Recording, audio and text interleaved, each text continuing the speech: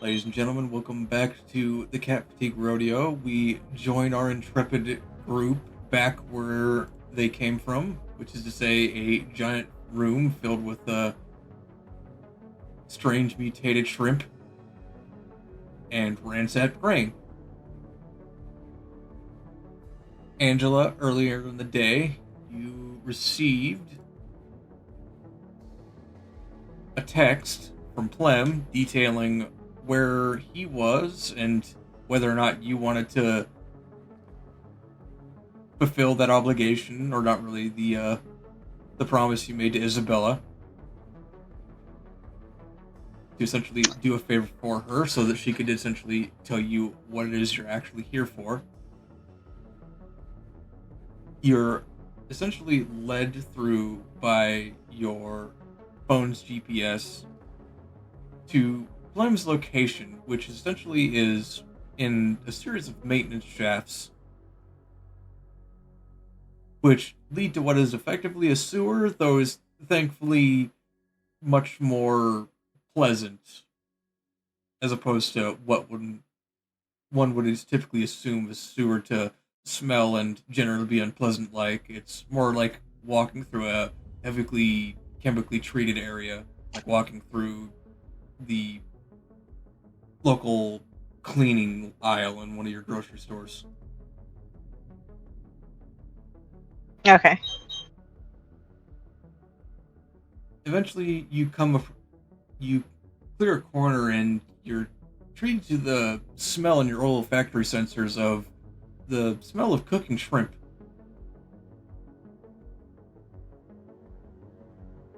Every now and again, you'll step over the still smoldering bodies of what looks like to be rather large, mutated-looking krill that is still burning every now and again, as they've clearly been set alight by some form of chemical propellant. Leah, you also see this every now and again as you're essentially being carted around by Leah, assumedly in your little cat pack.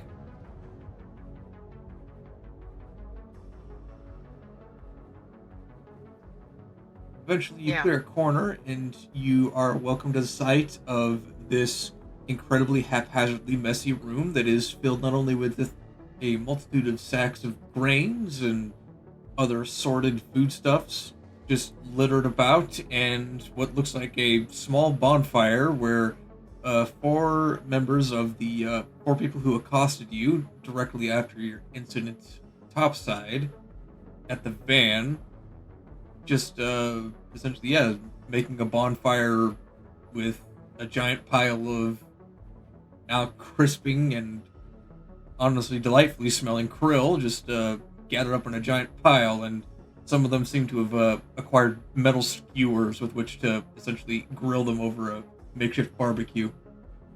You see Plem and Ariki off at a corner trying to mess with what looks like a integrated laptop or some other mechanical device in a corner.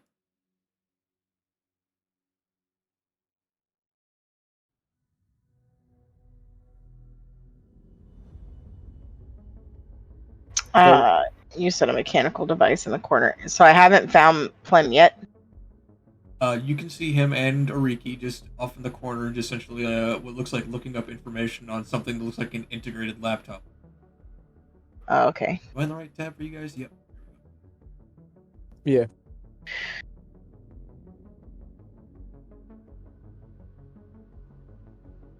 Me.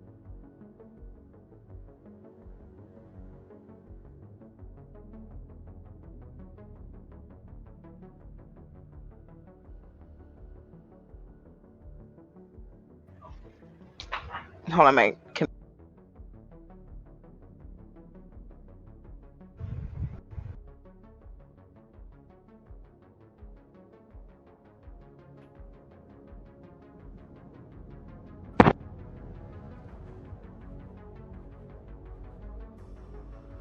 Uh-oh. We're having more technical difficulties here. Well, it was a fast game, everybody. All right, take your advantage. No, I'm kidding. Cool. As the old saying goes, Borf. There we go. That's an Sorry, awesome. you went stupid again.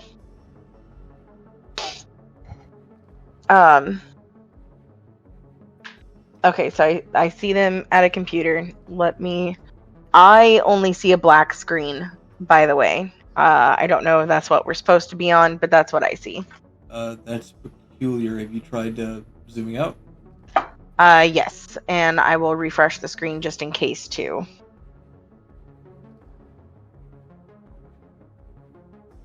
Okay, that's better. I do see whatever the fuck this is. So I suppose that me and her will make our way over to them, and I will just slap my hand on the back of Plim's back shoulder. Be like, hey, what you doing? We have a computer here. It has some information, but it's proving difficult to take with, and the 4 little... What are they called again? The Bannermen? Yeah. The Bannermen are currently torching the remains of the krill and krill eggs in this room, and the fire is spreading, so we're trying to get it out of here. The computer? Or at least the information. Technically speaking, the computer and information can be made separate from one another. Mm-hmm. So how are you planning on removing said information from the computer, storing it, and then moving it on? Good question. You didn't bring a device that could do that. No. And you're not a device that can do that. Like, you can't just plug yourself into the thing? It's a older model, not compatible with what I'm able to interface with. Oh, different ports? Yes. An oversight that'll have to be noted later. Angela, you can see just from looking at this device that there has been an attempt made, apparently, to remove it, but more along the lines of a crowbar and not with appropriate tools, and you can see a crack alongside the supposedly portable device, though it seems bolted down to the table that's essentially resting on. What do the bolts look like? They look like your standard 1/4-inch bolts. Alright, can I... Say again? Sorry, can you hear me now? Yeah. Okay. Fucking hate my computer. Is there anything in this room that looks like it could be used to jerry-rig, if not the actual tool, to unbolt them? Within the confines of the room, unless you want to try jury-rigging it with a pincer of a krill, no. Is there a pincer of a krill nearby? There are dozens of piles of bodies of krill. Okay, I will take my chances to give it a shot. Alright, make me a repair check at -2. You said a repair check at -2? How do I do the -2? Well, let me just open your sheet. If you see the repair skill, assuming you have it. God, where is everything? There it is. You said repair? Yep. Yep, that's not one I have. Oh, so that'd be unskilled -4. So it's a D4. So it's a 0 no matter what? If your dice or your wild die explode, you have a small chance of actually getting it. Okay, we'll give it a shot. Okay. You rolled a 13 on your wild die. You rolled a 6, a 6, 5. Did my dice explode? Yes. Twice. You rolled a 0 on your basic check, but your wild dice thankfully came in clutch for you. Nice. So that's...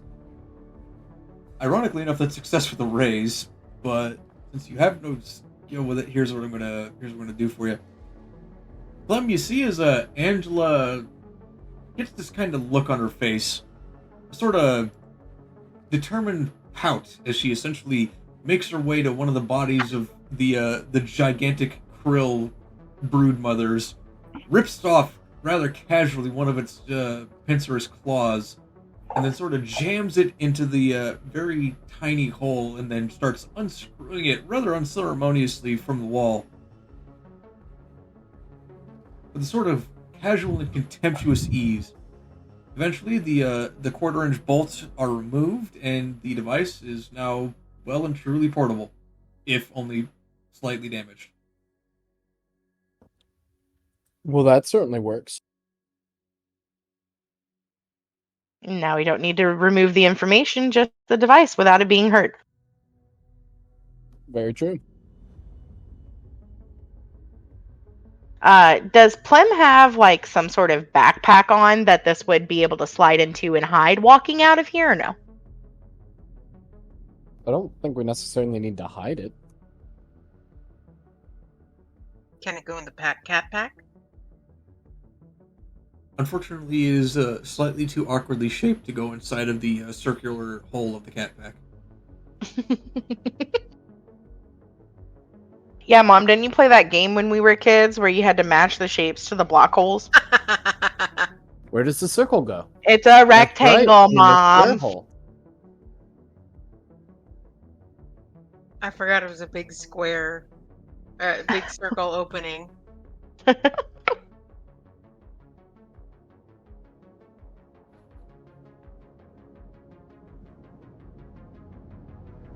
Well, This is a square. Can you guess which spot that goes in? The square. That's right. It goes in the square hole. Yes. That's right, the square.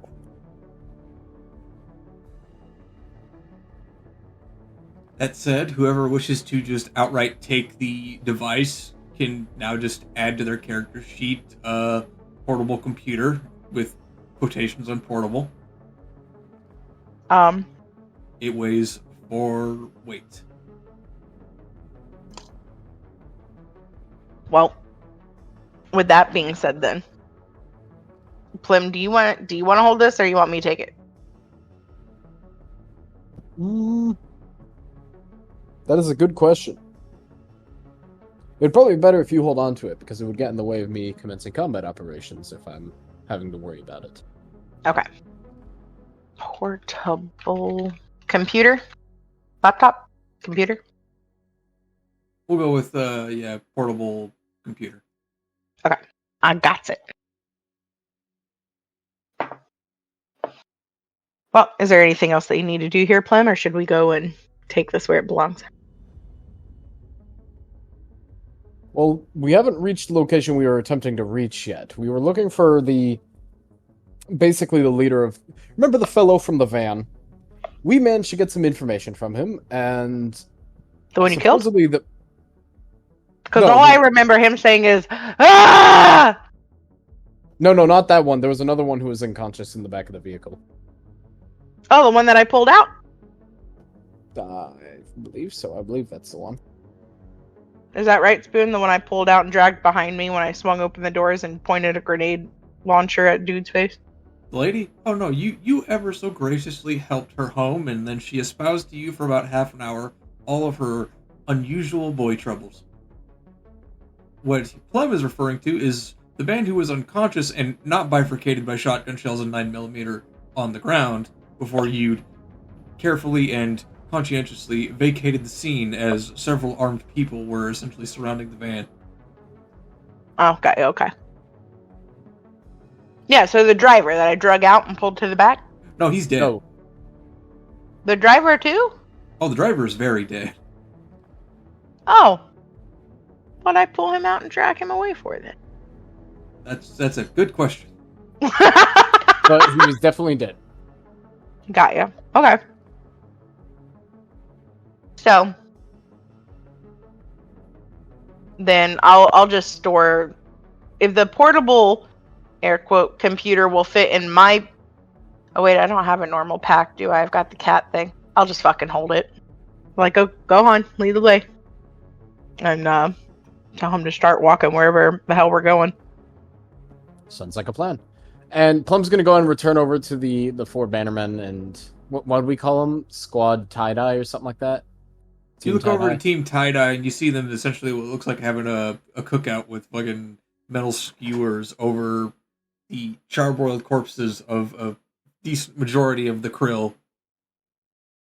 Oh, is this when we call them Team Tie-Dye, is that the, like, watercolor bannermen that were in the picture the last time I got to play this? Yeah, them people. I gotcha. And they're called Team Tie-Dye. Is that their name or the name that we gave them? That is what they introduced themselves to you as. Oh, okay. Which, considering their state of dress and the myriad of colors that decorates their uniforms, that it's a fairly accurate name. I would agree.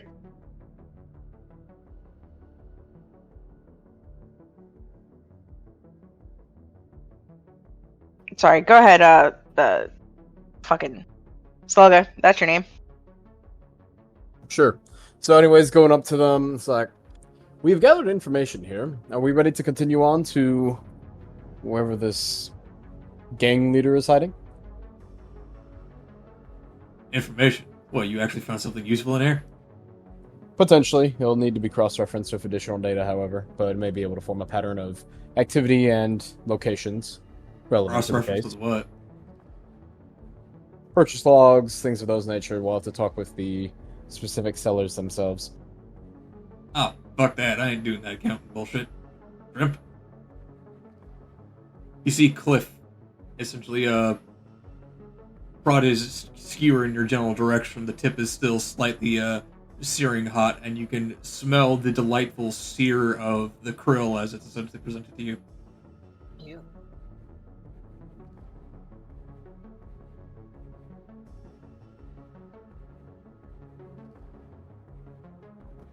No? Yes? No. What? Has the human language eluded you? Would you like some krill? No, I am fine. And, your lady friend? Good question.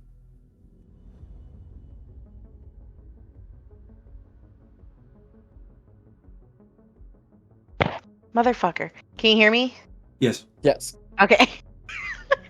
You said it smells like shrimp?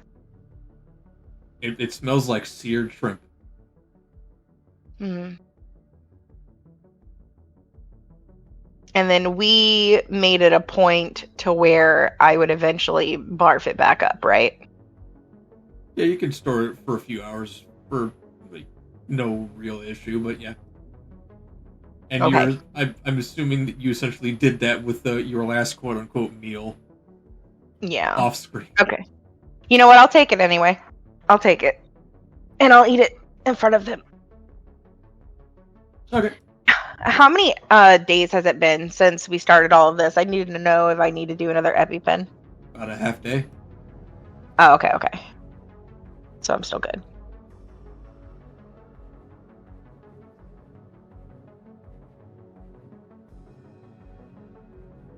Anyway, yeah, sure. I'll take one. And I'll hold my hand out. Alright. Take the skewer from this gentleman who you've not been introduced to before. You take it and you take a bite out of it. It's bland, of course, as there's like no spices or seasoning, but has a delightful crunch to it as you go into its light shelled exterior. It's cooked pretty well. Oh, this is nice. You know, for what resources you have and everything. Jellied chem fuel will do that. Alright, you joining us for this particular excursion? I believe so. And I'll look over at Plem. Yes, this is in line with what Isabella was wanting us to do, so we're joining with them for now. I look back. Yes, we are.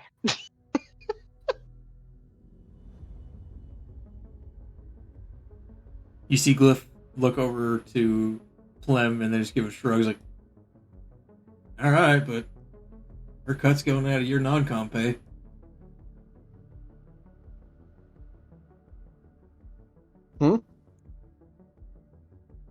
He looked over to you and essentially said, alright, but her cut's coming out of your pay.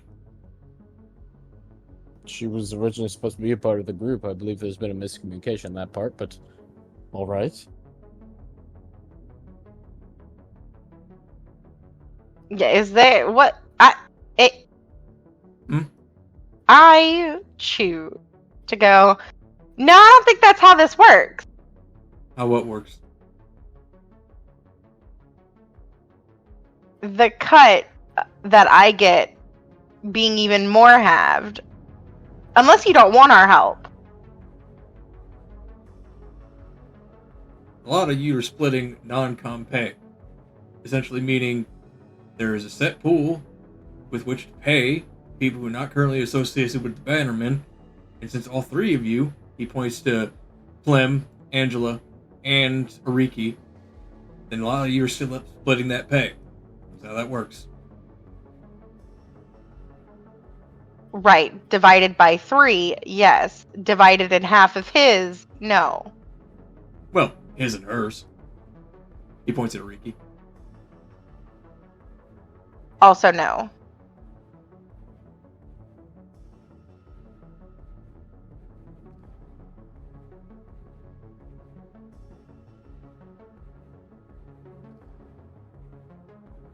What is the persuasion check that is it like God, these things are so much different than D&D because there's not like an intimidation one, it's just persuasion. Oh, there's intimidation. Oh, do I just not have that then? Yep, you would roll it unskilled.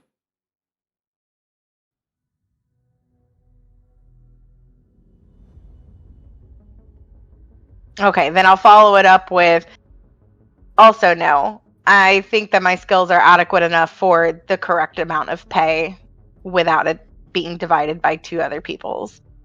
And is there a way I can use that for my persuasion so I don't go unskilled? Well, let me see.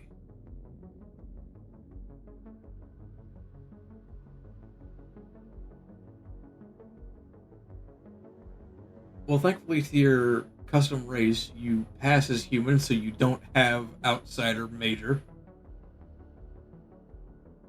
So you may make a persuasion check.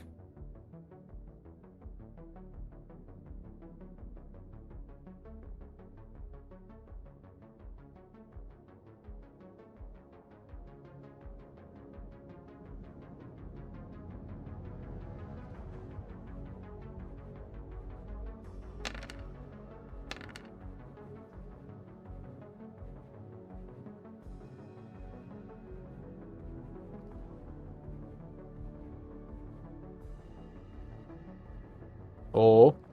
Alright. So here's what ends up happening. Angela, you and almost the entirety or the collection of Team Tie-Dye start getting into a sort of heated discussion about fairness and equal pay, and eventually they begin essentially kind of stonewalling you. Essentially, it's like, look, this is the way how subculture has always worked for us, and you're either going to have to take it or leave it.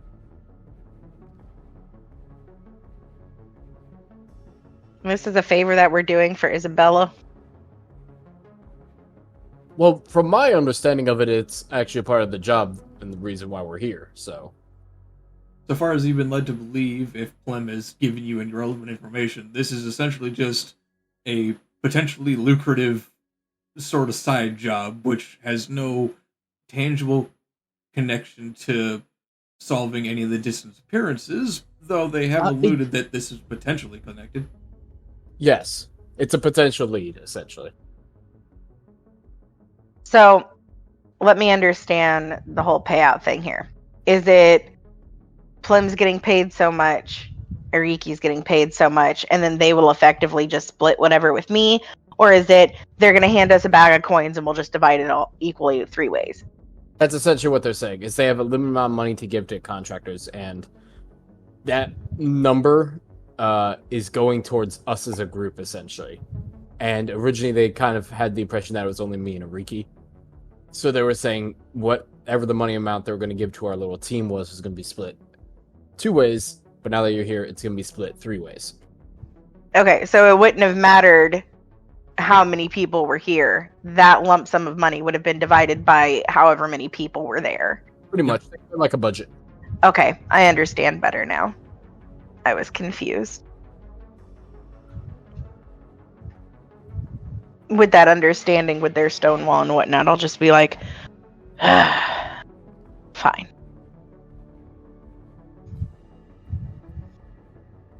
But I will take out the handle of my gun that has not become a gun yet, because it's just a handle. And I'll just, like,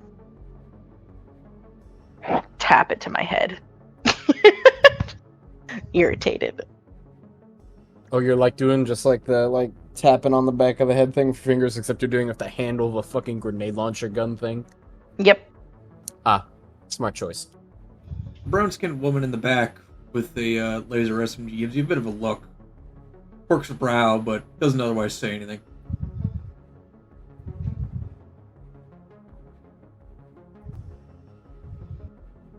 Then they're giving you the look because you're hitting it on your head and it's going clang, clang, clang.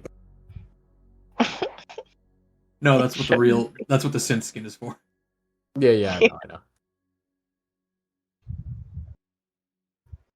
Plus, the handle's not made of metal.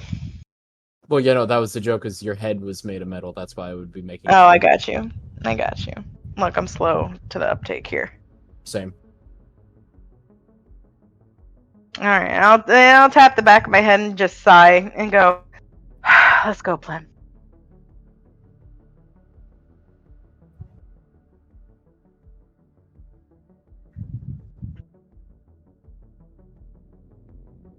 Alright, do you wish to continue going with Team Tie-Dye, or are you gonna go off on your own little mini misadventure? I think that we're going with the tie-dye people, right? Okay.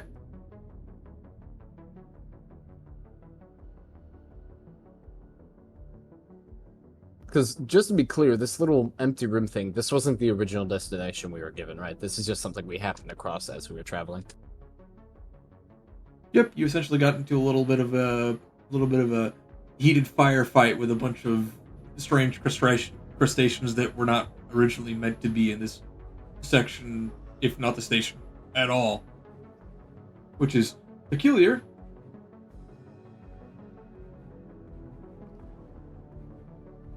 But it may, if you could hazard a guess, it might potentially lead you to believe you're going in the right direction if someone has set up such an elaborate way of delaying people.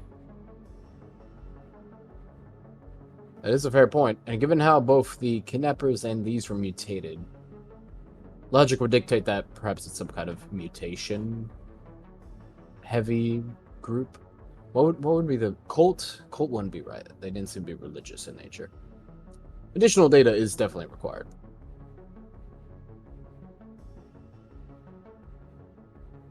You continue heading out into the dimly lit teal hallways of this quasi-chemical smelling sewer system. You continue heading out for about another quarter of a mile until you start seeing signs of habitation.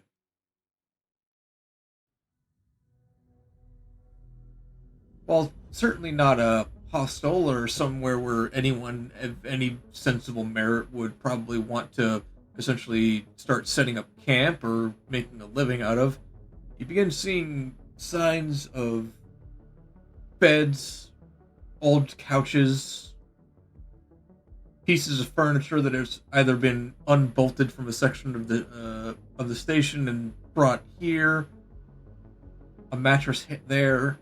One particularly fancy vagrant seems to have even gotten himself a frame to put the mattress on. But otherwise, you run across almost a miniature favela-like series of clothing and hanging clothing lines. But you don't run into any people just yet.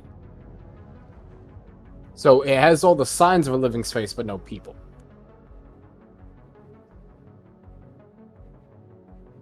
Currently, yes. I don't like the way you're saying currently, but alright. Well, currently you see no people. if one could hazard a guess, then perhaps the large, elongated firefight you had with crustaceous vermin has potentially keyed off anybody, or potentially keyed in people, if they lived here or were there at the time, that something is going down. That's a fair point. Can let's do like a quick check around, see if there's any signs that people were here very recently? Like Sure, give me a signs notice of... check. Alrighty. There you go, that's an 8.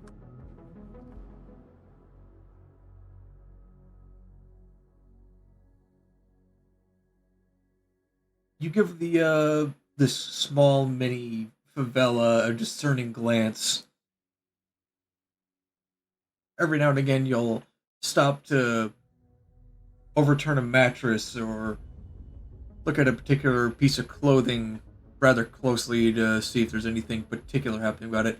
Every now and again, you'll come across a sign that the sewer, if it can even really be considered that, has recently been vacated, if for obvious reasons. One of the pieces of clothing on a line might have just been recently soaked in the chemical water bath that you essentially were walking past. As I'll remind you, you've essentially been walking past areas like this. Right.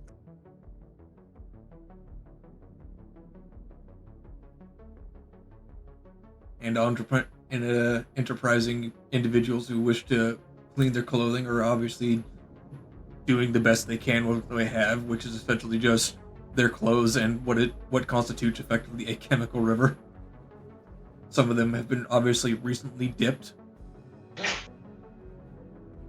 And Excuse the other dog sneezing. there's no excuse for you. Anyway. Oog.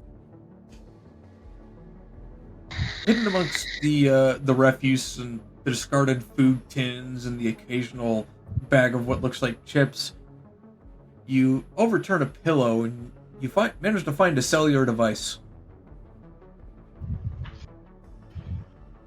Recently left, thankfully currently unlocked and still open to what looks like a search page.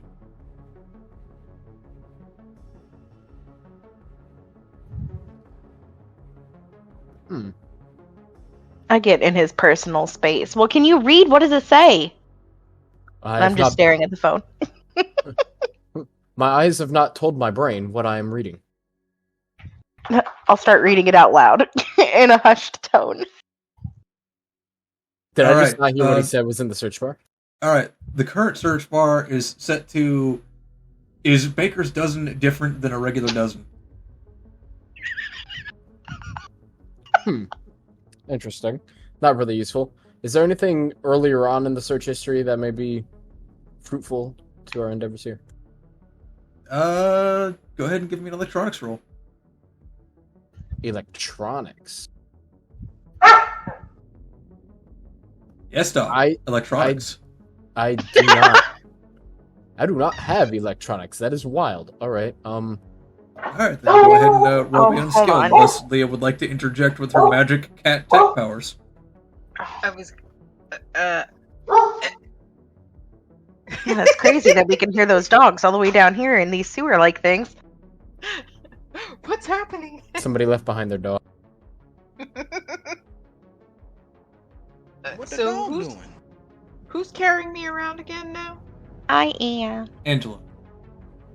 I'm gonna tap on the round clear case and say, so far all I've ever done is meow, but I'm gonna tap on my collar, which I've been tinkering with, and say, pardon me, can I be of assistance?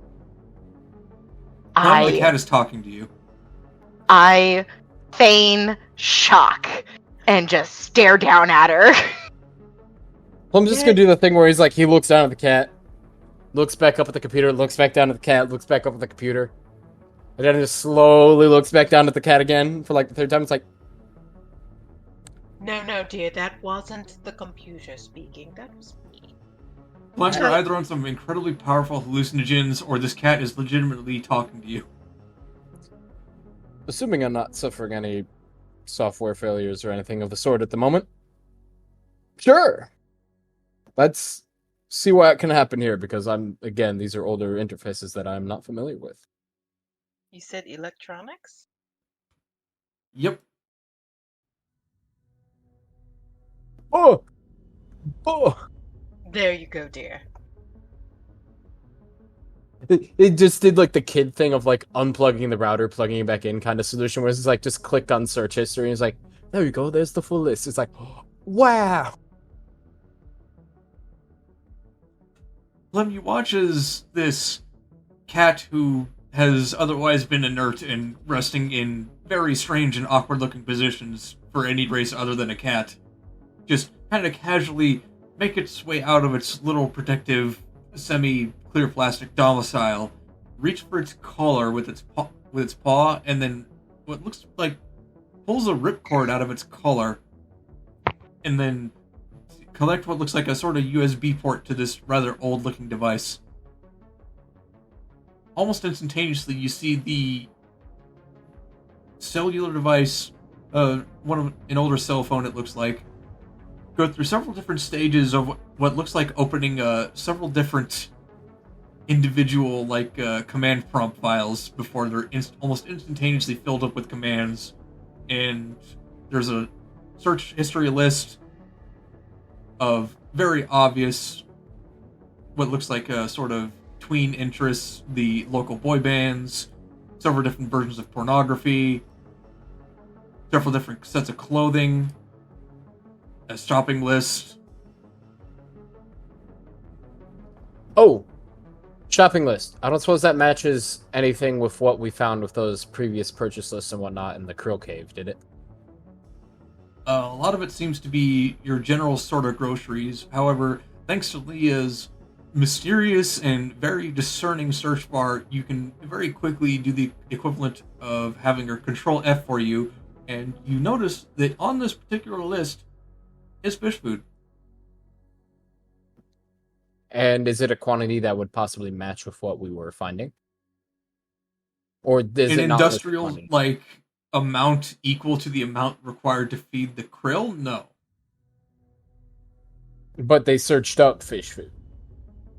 They have searched and already queued up, essentially, imagine you open up someone's Amazon shopping cart and you just see a decent quantity of fish food. That is essentially what you're looking at, in addition to other sorts of things, such as, clothing, a USB converter, a charging cable, a portable battery, things like that.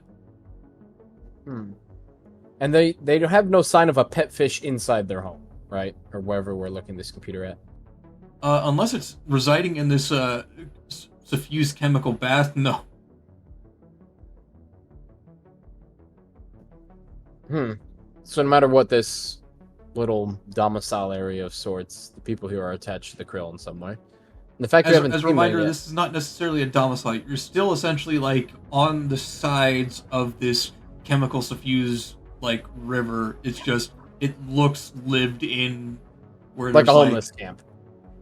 Sorta, yeah. Though thankfully this has better shelter than your average homeless camp and is more than likely better protected from the elements. The elements, of course, being the infinite vacuum of space.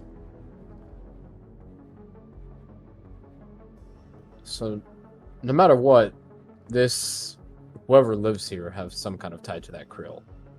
Because while this isn't the same amount, perhaps they're breaking up purchases in order to... Well, they either have ties to the krill, or they have ties to potentially whatever it is that the laptop that you brought with you has, in which indicates that, well, someone's obviously making purchases of the fish food, and potentially this person could be the one bringing it there. Because you didn't, as I'll remind you, you did not find any fish food at the krill location.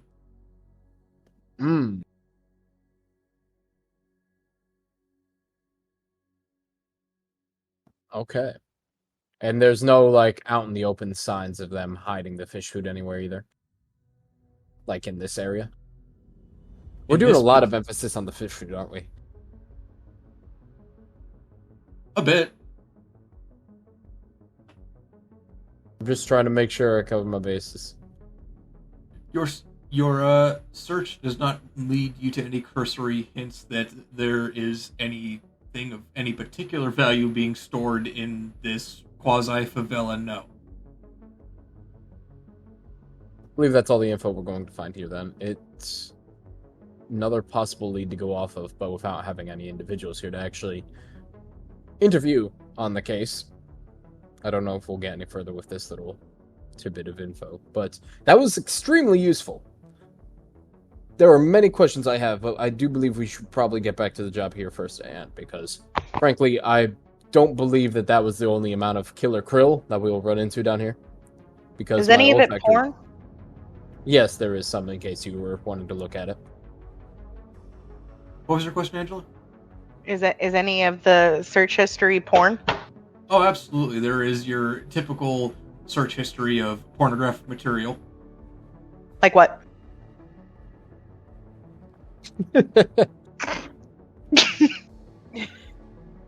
Well, you know what? Let me roll a die for this.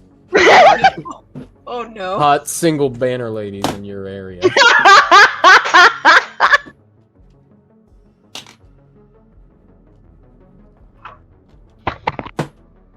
Just gonna bully this dude over his fucking interests, just like if we run into him like, hey, why you Googling?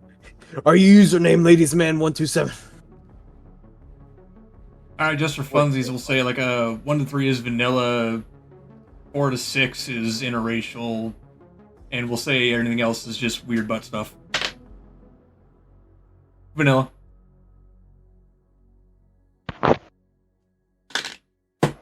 Okay, but like straight what? Give me a title, just one title. Let's see, Istanbul Station. What would they have for particular adult entertainment? Let's see.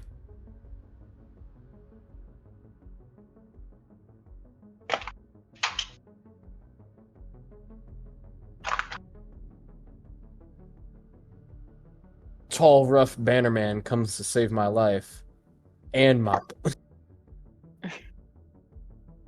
Bad starship janitor gets really clean.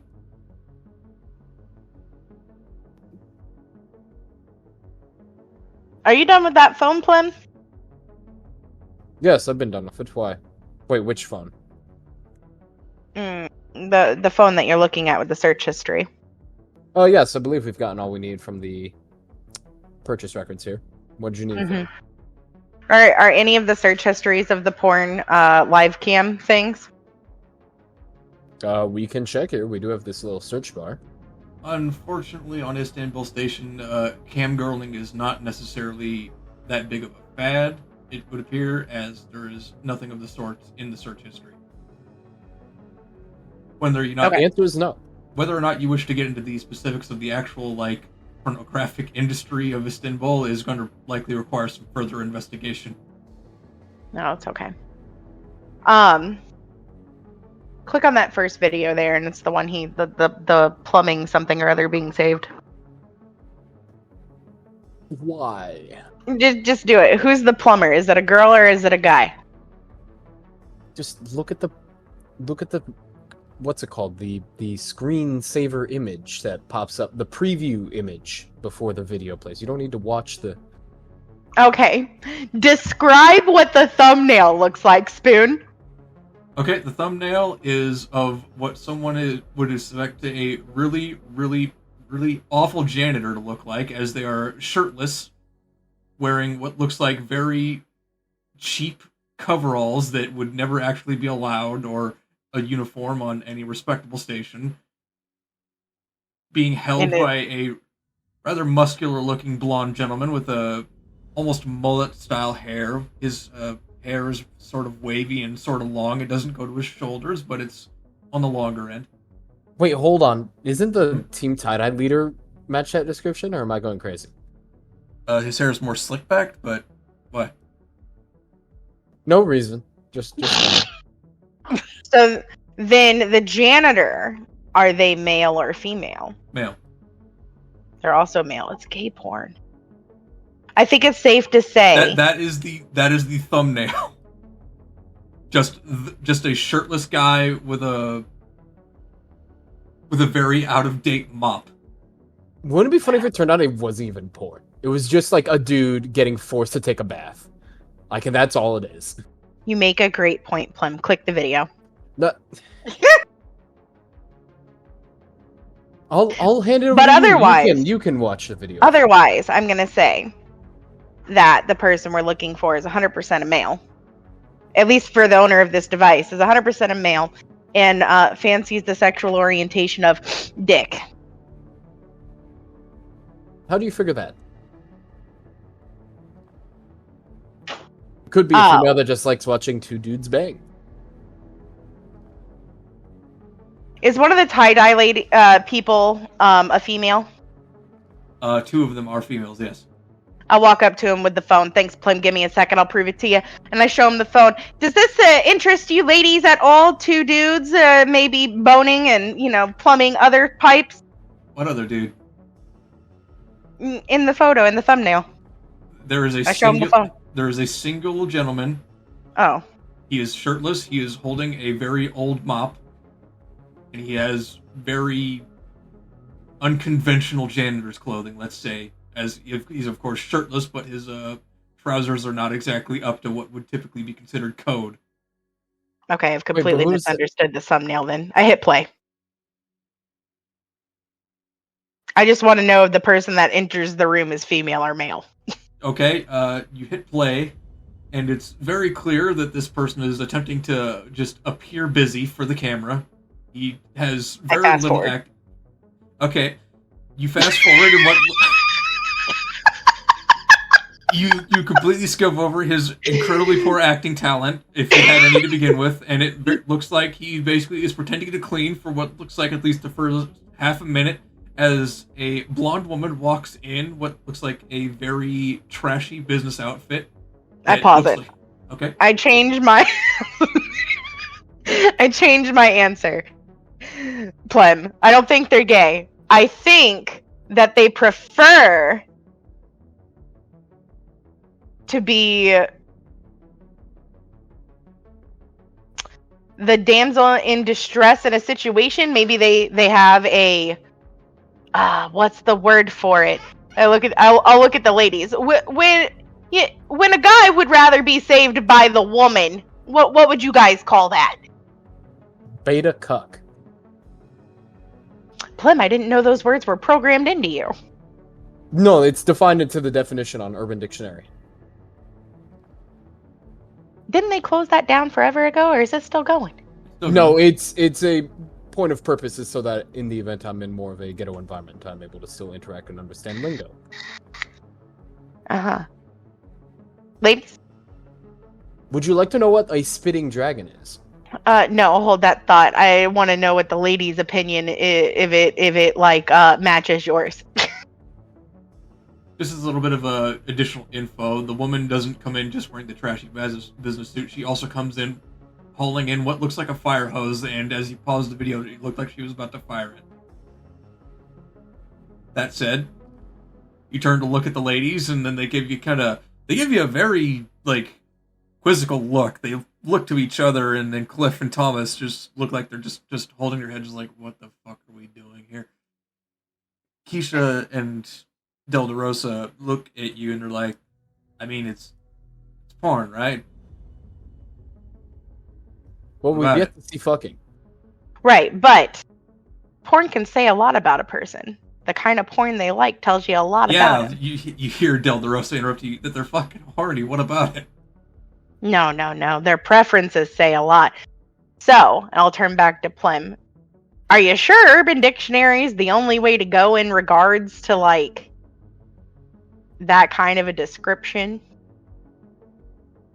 I would say that I'm starting submissive? To think that maybe, I think that maybe submissive is going to be it. So we might be able to use that to our advantage a little bit when we do find whoever the owner of the device is, if they are indeed even anybody we're looking for.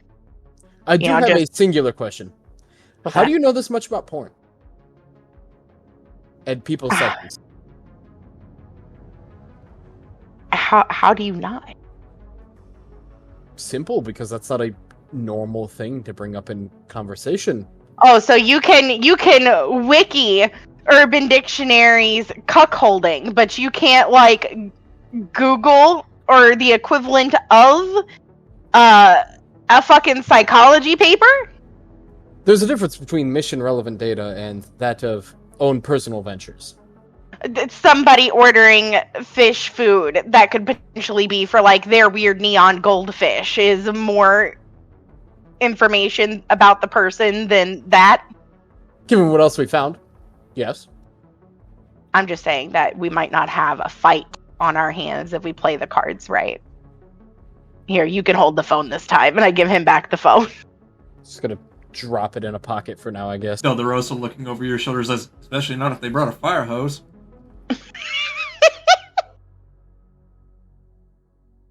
I appreciate you for all of that, Spoon. What did I do? Just the, like, tolerating the I fast forward thing. Oh, God. It was just humorous to me. I mean, hey, most of the time I skip to the good part. Oh my God. I don't know, sometimes you gotta get attached to the characters, you know? Look, I'm not trying to, like, cry over a bitch. If I want that, I'll just watch anime. No, good point. You mean hentai? That's a good one, though. I mean, I don't know what bitch we're crying over in this instance. The woman is holding a fire hose. Crying for the man's shattered ego. You know, La Blue Girl was really good back in the day. I believe we're focusing too much on porn. Better that than fish food. I don't think so. What's this about fish food? You hear Thomas just kind of like offhandedly mention.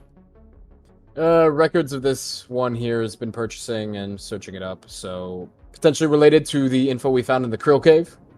You found info in that place? We were just having a cookout. Oh yes, we found info. Some purchase logs and whatnot for industrial amounts of fish food, which, oddly enough, none of that was in said cave. You heard the part Plum. He said they were just having a cookout, right? Yes. Which is why I'm filling them in on the information. Oh, look at this clock watcher over here. You see Thomas turn over to Cliff, who's just kind of leaning against the wall. Just his face in his hand is just like, what the fuck has become of my life? As he's essentially watching an entire, like, half of his squad and, like, two people he just kind of randomly picked up just, like, have an argument over porn. Well, I was trying to have an argument over fish food, but alright. The argument is now over fish food. Well, yeah. Well, technically there's no argument yet. Yet. I can be threatening with interesting words too, you know. Anyways, we probably should continue, because whoever was here, based on the other cursory information I've gathered, were recently here. The clothes are still dripping from their wash in the chemical going through the middle of the halls here, and everyone gets a Benny for that unfortunate interaction. Oh. Thank you. Thank you, God. Thank you, God. But I believe we should continue, because they may still be nearby. And the fact that they did not have problems with the krill, but we did, and their proximity does lead to other possible concerns. Ones that we need to investigate.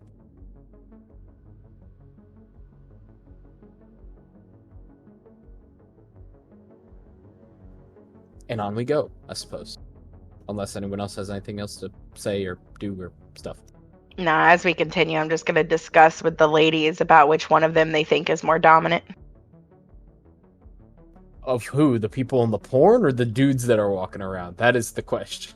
Of them. Oh, who's the ladies? The more dominant female. Well, that's going to be a fun conversation to have while walking. Almost instantaneously, Keisha and Del Rosa look at each other and go like, "I am," and then they give a scowl to each other. I would like to just have a devious smirk on my face and look at both of them. Just put one hand on the back of each of their shoulders and go, I think this will go nicely.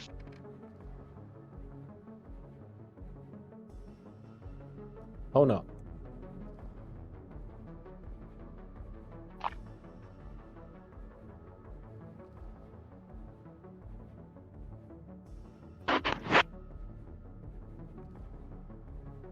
You continue on for a ways, leaving the miniature favela behind you, likely less than for a dozen people, if that. Eventually you come across what looks like a series of pressure doors. Do they match the location we were given? You are currently in the location you were given. You're in the Oh, perfect. Well, yeah, good point. Maybe we should have been more specific when we asked. Hindsight is 2020. We must make foresight 2020. I don't think humans can do that, Plum. Humans, no. Me, perhaps. Yeah, But you work on that there then, buddy. You think that's a software upgrade for you? Oh, undoubtedly. Or a It's just- firmware update? Ooh, actually. Predictive softwares, subroutines. That'd be more likely than not software, although it may have to come with some updates to firmware to adjust for new settings to said software. So if anything, it'd be a double package firmware software update. There you go.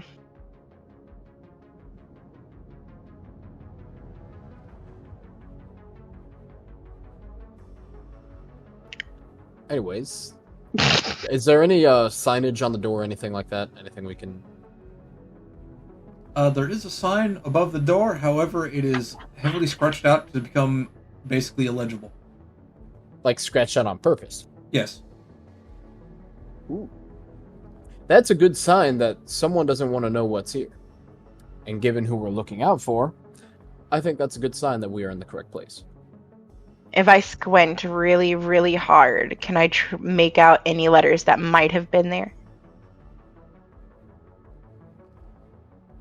Or Sure, numbers? give me a notice roll.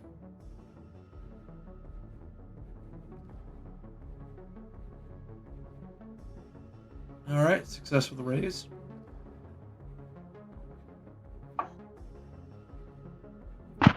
Alright. The beginning of the sign has a barely legible C, and the last two letters seem to be R and Y. R, Y. And how many letters does it look like long-wise it is?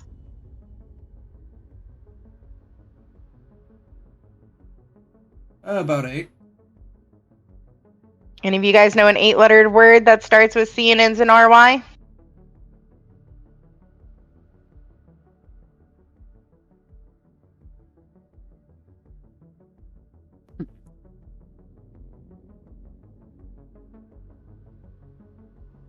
Just now got to thinking, there's not like any other security measures like around this hall, like cameras up on the ceiling or something, you know, like CCTV kind of thing. Or If there is, space Team station. Tie-Dye seems completely nonplussed to deal with it, as you see Del DeRosa essentially start fussing around what looks like a control panel. I'm still going to take a look, because if this is supposed to be some sort of head honcho's base, be very uncautious of me not to just do a quick look around to see if perhaps we're being watched at the moment.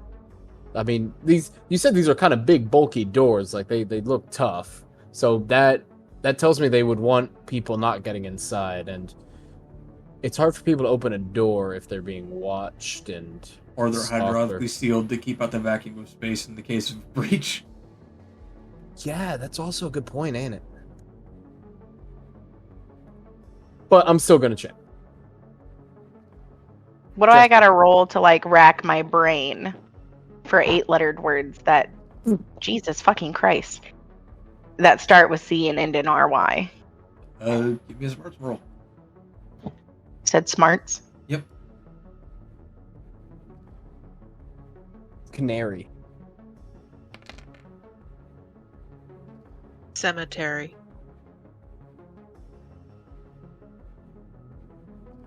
Puckery. We're swinging back around to it. First of all, Mom, good motherfucking job, okay? Because that is 8 letters and starts with a C and ends in R-Y. Leah, you get a Benny?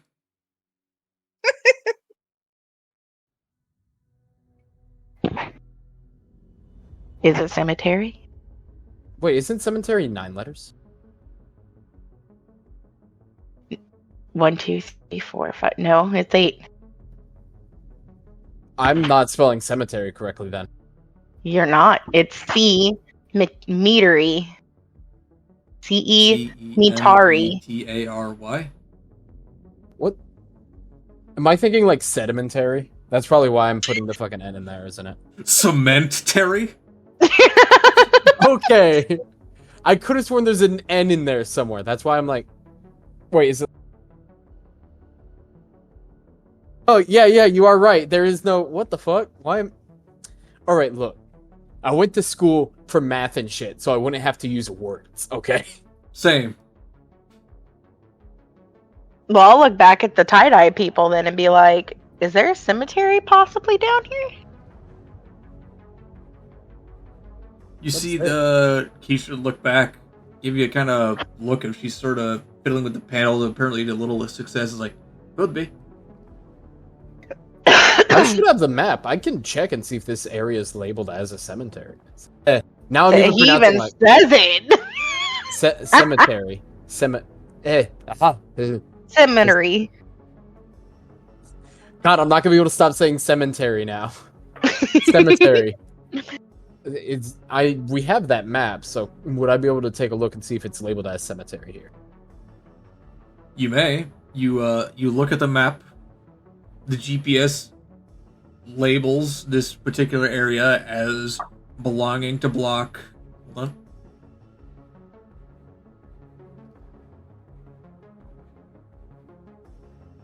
on. This area belonging to block Z. So this, because we entered through block Y, but now we're back under block Z. Yep. Actually, I believe you entered through block X.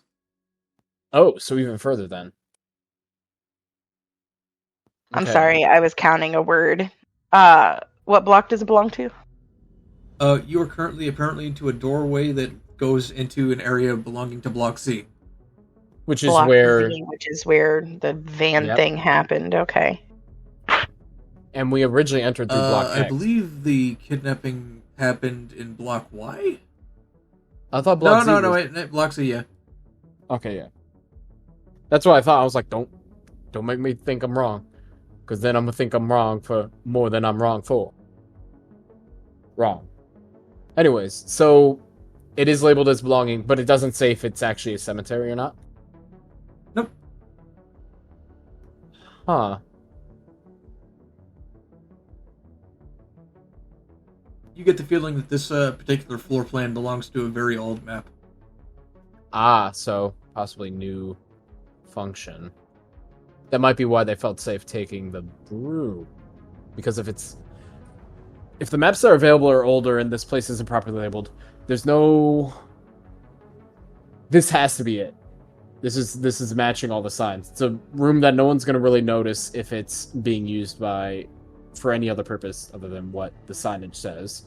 Mapping just says it belongs to Block Z.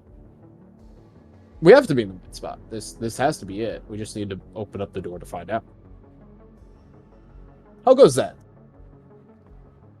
It appears that Keisha is having a bit of a rough time of it.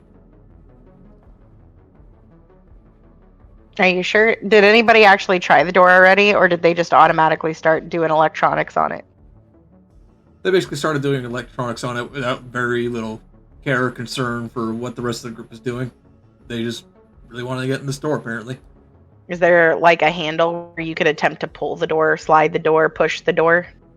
It is a hydraulically powered door, so attempting to force your way through that would require some truly freakish, inhuman, and/or mechanically assisted strength. Gotcha. Can I go over and attempt to? Well, no, I'm not in. I'm gonna look down at the cat and just be like, "Hey, maybe you can help him." How? What shall I? What shall I do? Sorry, forgot. Try to help him with the door, maybe. Okay. I'll get closer to him so it's not very far that she's got to like grace the ground with her paws and sully her feet. Is there something I should roll? Well, first of all, I need to kind of get this in my head how this is gonna work. Are you essentially like holding and proffering to the rest of this group of cat? I was just getting closer with my cat taxi. Cat taxi. Okay, so how this is looking in my head is essentially like you've unslung the cat pack and you're now essentially holding it in your hands like you would swaddle a child while Leah's poking her head out of it. No, the straps are on my shoulders. She's always in the front of me unless I'm on the bike.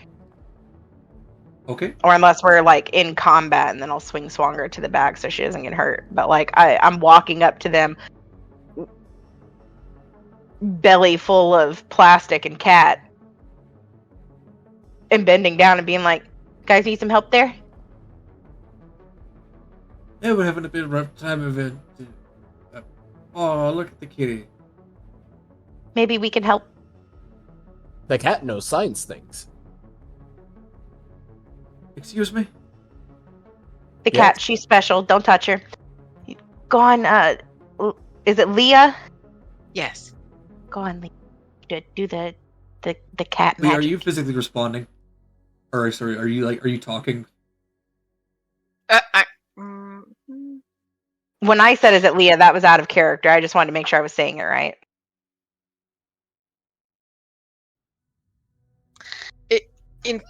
Not necessarily in front of other people, just yet. Because I don't trust these people. So you're, okay, you're just making, like, physical signs, like you, like, raise your paw, like, okay. Yep. Okay. Super Cat, how are you going to impose yourself onto this control panel? Is it stuck on the wall, or? It is essentially jutting out from a plinth next to the door. It is a series of what looks like hard like keyboards and a small view screen. So can I hop on the? Is there like a platform I can hop on? Like yeah. It's keyboard? essentially like a monitor with a brightly lit hard light keyboard. Don't you worry. If you can't hop out, I will hold you. The ground should not sully your tootsies.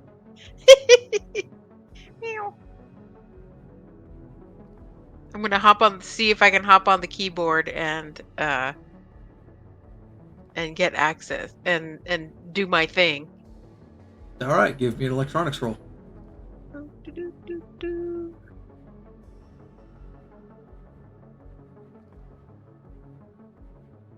Why did that not work?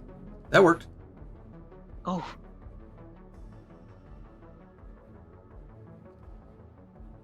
All right. Do you wish to spend a Benny to re-roll it, as that is unfortunately a failure? Yes. All right. Go ahead and click on the card above your head, and then go ahead and place one of those cards onto the table. And that will essentially indicate to me that you have spent it. There you go. And now you are free to re-roll. Come on. Serious? Oh no. Oh dear. Snake eyes. Remember, you can use another Benny. I've never had this happen before. No, she can't. Oh, actually. If you spend a Benny to re-roll a result and it results in snake eyes, you can no longer spend Bennies and have to take the critical failure. Oh dear. There's no like help action or anything, is there? There is. But I don't know that it helps with snake eyes.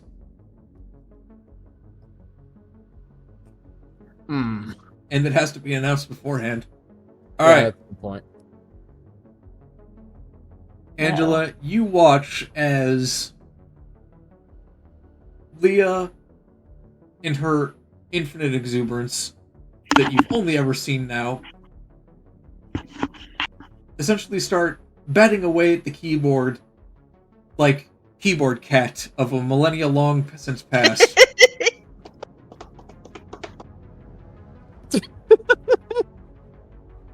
Eventually, the rest of the group seems sort of incensed to kind of like chuckle at this amusing sight of this cat essentially playing with this keyboard that Team Tie-Dye essentially allows, but are just kind of jovially just standing around bemused about. Until eventually, you see something pop up on the monitor. Welcome, intruder. And then an alarm starts blaring. Oh dear. Oh no. That's not what I think we intended to do.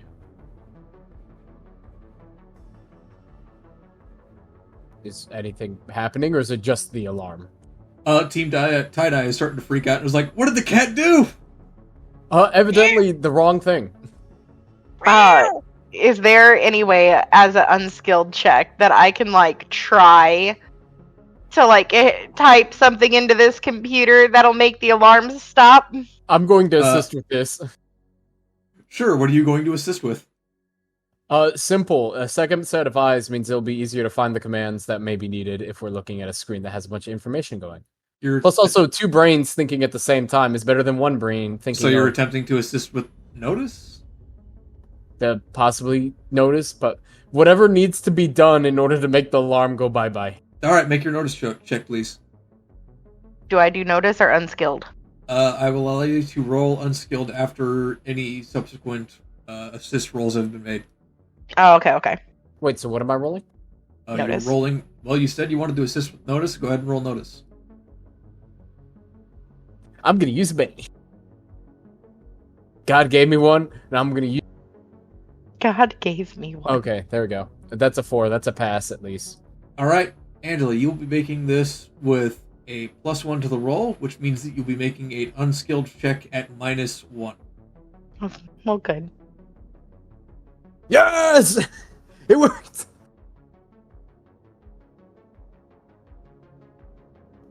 Alright, That should actually be 2 and... sorry, that should actually be like 2 and 10, right? Because it just does it at -2 automatically. Okay, yeah, that doesn't change the result, but yeah, you got a success with the raise. Nice. Okay, you snap into action and kind of stuff Leah back into her little cat pouch. It's like, oh shit. You start going over the hard like keyboard and start typing things. Plum is standing over your shoulder like a helicopter parent. It's like, no, that one, no, that one. But somehow, thankfully, that manages to help catch you as you don't activate the automatic defenses on the surface that you noticed happening in one of the control menus. And you manage to get the door open. The alarm, however, continues on for about another 20 seconds. The hydraulic presses of the door hiss and open halfway in the center, one going down, the other going up, and the hallway is open to you. Team Tie-Dye ready their weapons, and then they start wandering into the additional hallway. I believe it would be wise of us to follow. Probably with weapons at the ready. That's a good idea. And I take out my handle, but I don't turn it into the gun yet, and I just like have it in my hand. But I'm gonna have it in my index finger and my thumb, and then lock my other 3 fingers in my other hand and just rest my hands on top of my head while walking. I just realized, I think, because it's on 6 it becomes a raise, and then at 10 it becomes raised twice, right? No, here's how this works. 4 is a basic success. 8 is a raise. Oh, okay. That applies for everything that is not a contested check, in which case every 4 above a check essentially becomes a raise.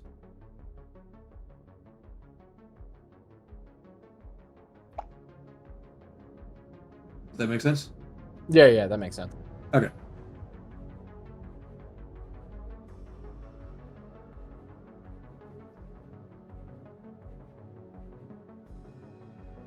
I'm gonna also swing swong Leah to my back. Sure.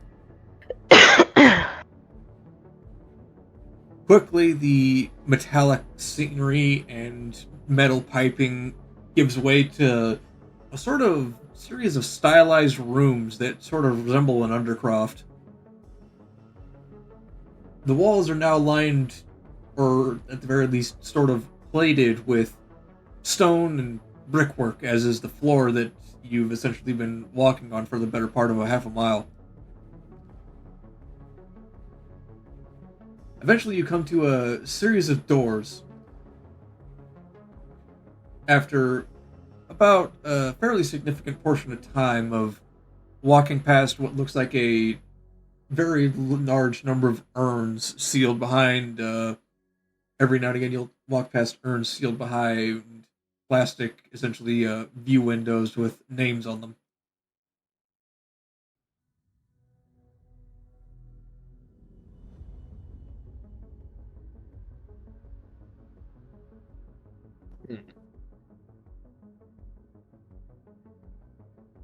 On this series of doors,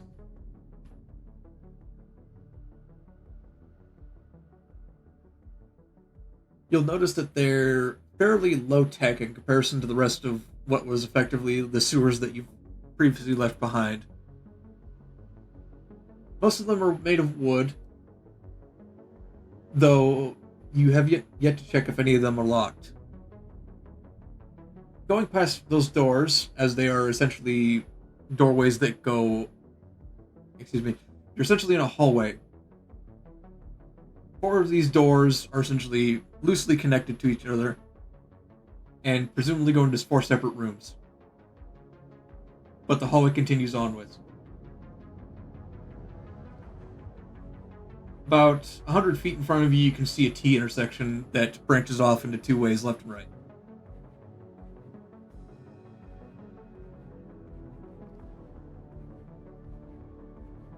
Where do you wish to go? Can I look at the ground to see what has more foot traffic? Maybe more dirt on that side with feet tracks in it or something? There's not an extraordinary amount of dirt, particularly anywhere in their sewer. It's fairly well kept, all things considered. Pleb. Sorry, one more time? I think that porno was homemade. What do you mean? Wait. The floors are uncannily clean. Stop.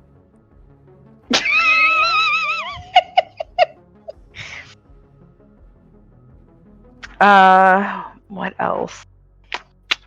Are there lights on the ceiling or anything? Yeah, the room is particularly well lit. There are... Unlike the sewers, which seemed like they were sort of moodily lit to be a light tinge of blue, there's normal ceiling lamps and lights and other sort of just general illumination along the way. So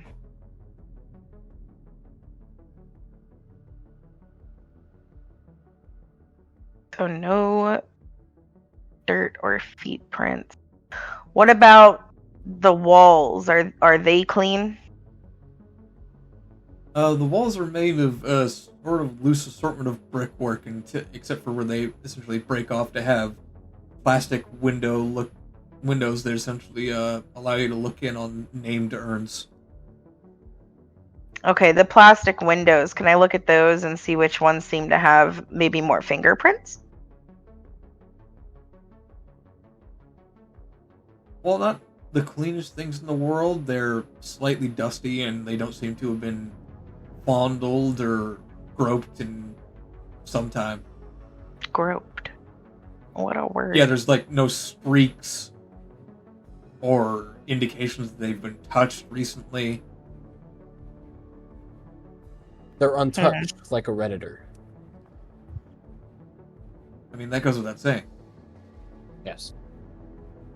I am trying to figure out what would be a good way to figure out which way our destination might be, but I am running out of ideas. Plem, you turn. You figure it out.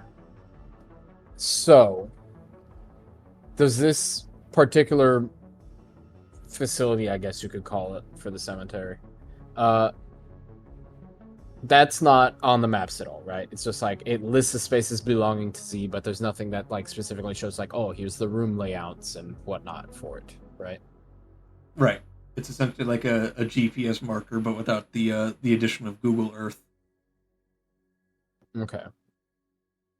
So one of the things I'm thinking of is, if this is as big an operation as we are expecting it to be, if it is tied to all the kidnappings, the fact that they're managed to do hundreds within spans of weeks and whatnot, it would lead me to believe they have funds to execute that. If you have funds, perhaps you can purchase, I don't know, secret doors. There may be a worthwhile search in hand for anything that may turn out to be a secret space hidden behind the walls or anything like that. It's noticing time. Angela, you're presented with this argument after having just gone through the phone of a person who lived in a favela.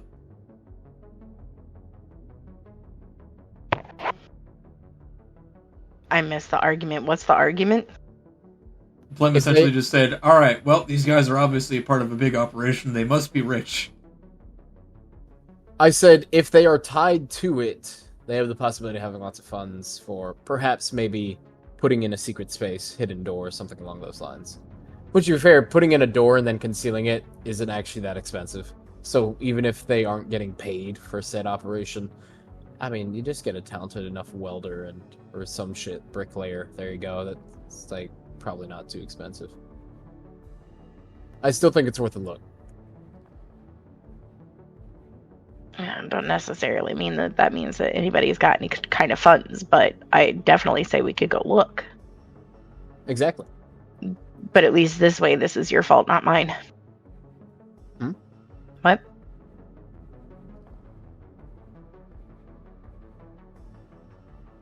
Yes. Anyways, notice. Back. What are you attempting to notice? I'm just looking around for secret doors or anything that might be a concealed space that we have missed on our first kind of walking around.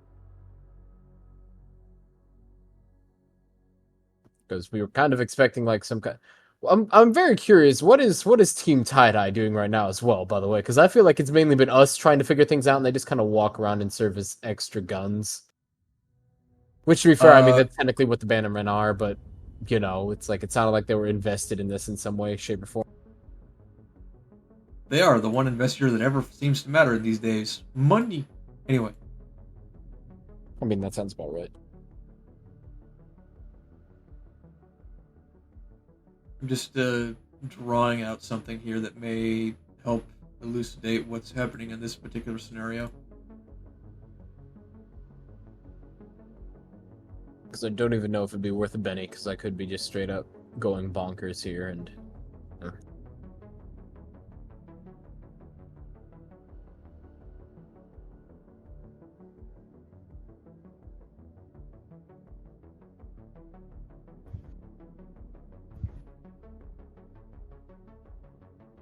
Alright, here's essentially what you're looking at. You're in a T-section hallway that has 4 separate doors.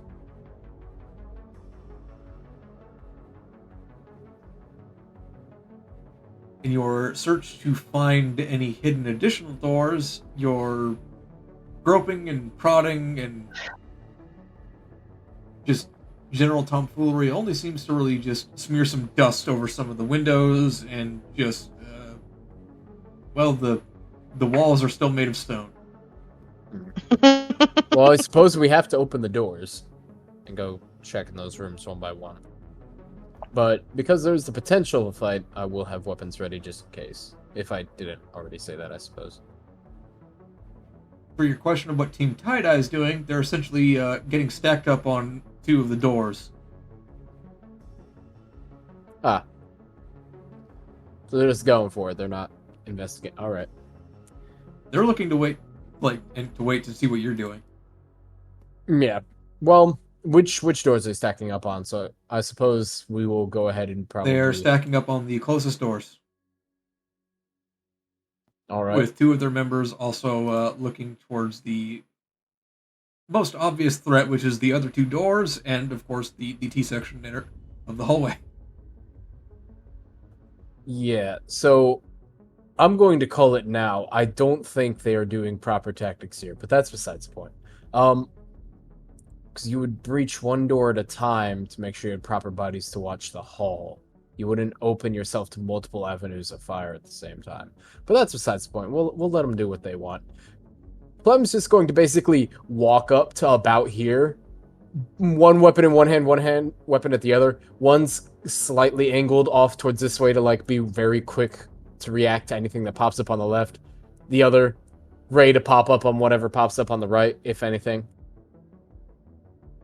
And it's like, well, if we're going to clear the place, might as well.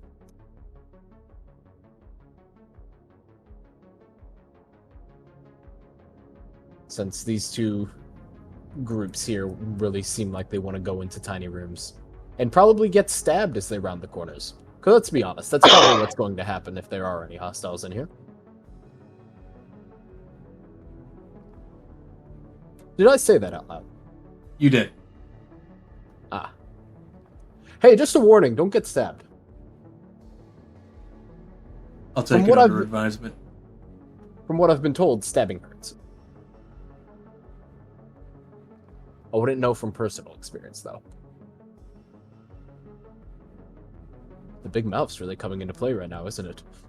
That was not a character of that last sentence. I just want to specify that, but yeah. All right. Clem's just standing. Team Tie-Dye begins stacking up on this door in particular. Wait, so they listened to my advice? No, they were literally just sitting in the hallway while you were essentially there sitting like groping walls for secret doors. No, I thought you said two of them were on one door and two of them were stacking up on the other. And they were because they had no idea what the fuck that you were doing. Ah. Right. They were essentially watching each other's doors and the hallway. They didn't have a lot of tactical options. Ah, okay. No, I thought you said they were getting ready to breach both of the doors at the same time. I'm like... They're getting stacked up to do it. They weren't doing it on the same door. Ah, okay. Well, anyways. Let's go, I suppose. Alright. You see Thomas slowly go for the handle. He checks it. Door slides open. Oh. Are we supposed to be able to see this hallway, by the way? Or is it just supposed to be black squares? This is something I literally just made right now. Oh, okay, cool. That's fine. I just wanted to double check to make sure that if I was supposed to be seeing things, I wasn't going crazy.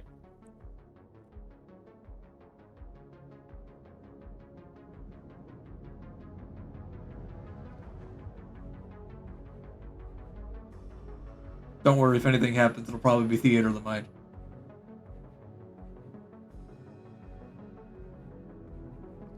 Alright.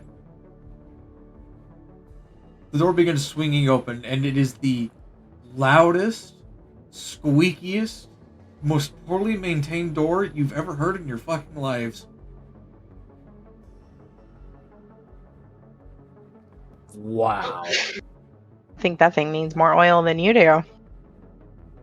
I require oil? Previous prototype of you did, I'm sure. I do not. Alright, let me just,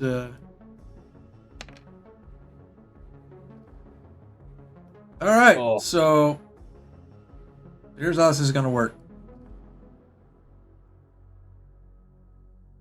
I'm finna blast. Team Tie-Dye slowly opens the door.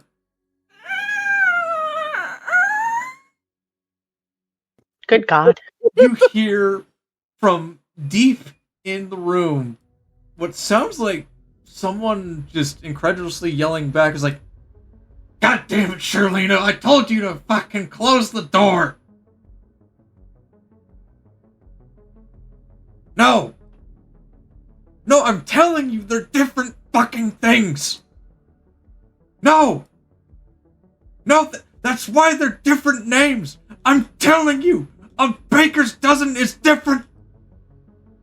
Wait, that's the guy. If it is the guy, he has a different phone. Oh. Maybe the person he's talking to is the person. Well, no, because how would they be talking back? What if he just has multiple phones? No, I'm telling you! It's a different fucking thing! A dozen is 12, a baker's dozen is 13. No, it is not 12! Whoever this person is, they seem incredibly pissed off for no apparent reason, but they don't seem to have noticed you. Well, that's good, because Team Tie-Dye's about as stealthy as a fucking pair of cymbals falling down a flight of stairs. How dare you? They are a status symbol falling down the stairs. Yeah, symbols are a status symbol. Get it? You're not gonna get paid Symbol. for that. Fine, I guess I'll just go krill myself. Good. Alright. Team Tie-Dye begins clearing their way into the room. Eventually, you see what looks like a haggard man, similar in appearance to the two individuals in the van, pantomiming wildly and flailing around inside of a room filled with medical stasis tanks, some of which are filled.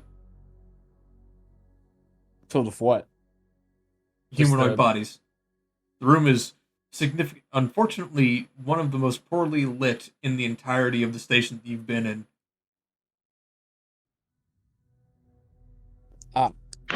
Illuminated only barely on some of the tanks, which have still working systems and light and personal lighting.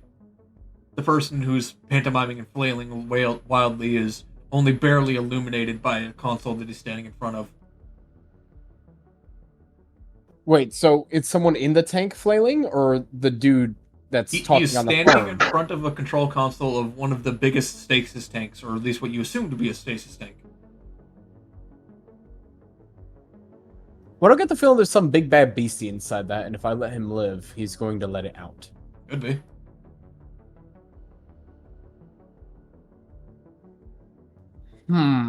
He continues to gesticulate wildly while just yelling, No!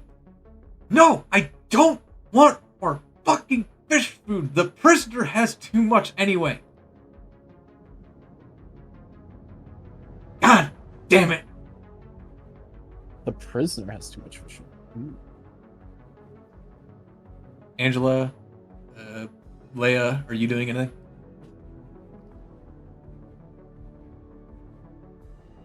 Mom? I'm just sitting in my pack watching. She's not technically watching because she's on my back, but she's hearing. Yep. I mean, she can get out of her backpack and just stare at stuff at any point she likes. That's true too. I do have a thought here, right? Would a grapple be like an athletics thing, or would that be... I'm going to just skip to the heart of the matter. Are you attempting a silent takedown? I might be. But I need to know if grapple is athletics.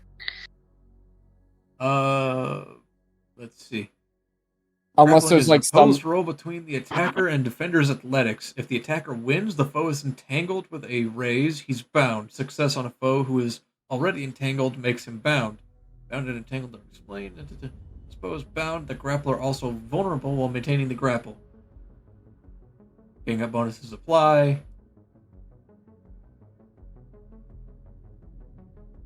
So I'd probably have to do with stealth and then athletics for sneaking up on him and then grappling him. Again, are you attempting to take him down, or are you attempting to just wrestle him? I think we may want to ask this guy some questions. So me just outright blasting him in the back would probably not give us that. And also... Let me rephrase this. Are you attempting to knock him the puck out? Oh, yeah, we could do that. That'd probably work. Alright, well. What would that be, then? Well, due to a series of unfortunate events for this individual, you apparently have the drop on him. Is there a hose nearby? I'm gonna roll a 1d6. I'm gonna use the hose to tie him up. It's a very dirty hoe. Zzz.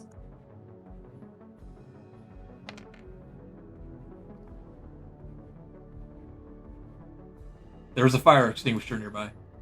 Oh dear.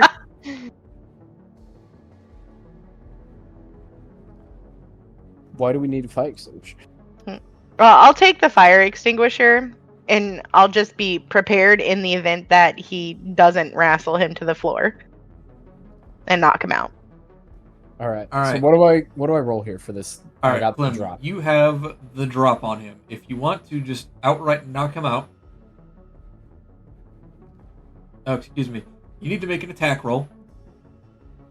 And if you do enough damage to shake him, or worse, you can then have him make a vigor roll at -2 if the attack was to the head, which incurs like a -8 penalty, I believe.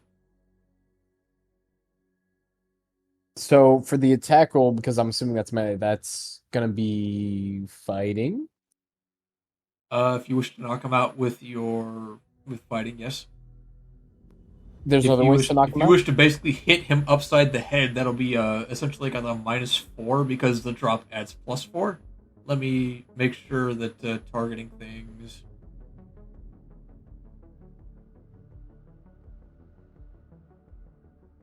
Because I could also realistically just knock him out with a general hit to him. It's just that Oh, he'd have excuse a me. better Never hit. mind. Targeting the head is no, it's hand. Limbs, item, head, or butt. That's a -4. So basically, you're making a sit-up penalty. That'd be fighting. And you said there's other ways to knock people out? If you wish to do a knockout blow, if you hit him while aiming for his head, he will make a vigor roll at -2 to stay conscious. So I have to aim for his head. Basically. So no matter what, I'm just gonna roll this on D4. Well, I got 3 bennies. Is your fighting a D4? Yeah. Unlucky. Yeah, but luckily, Benny. Maybe I should have thought about my options here and not like, oh, hello, what's breaking here? Hold on. Whoa. So Benny. Do it again. Fuck. Should I use another Benny? Yes. Bash it. Fuck. Wait, actually, you said you were helping me with that fire extinguisher, right, Angela? Or standing by to assist, I guess? Yeah, if you don't knock him out, I'll just bash him in the back of the head with it. Angela, if you wish, you may also make a fighting check to see if you can just bash him in the back of the head with a fire extinguisher. I get the feeling your fighting might be better than mine. All Can right, I spend Angela. a Benny? Angela, you club him in the back of the head. Does he go down? Well, you're gonna have to roll damage. Let's see. I'm gonna say this is gonna be like a club plus your strength.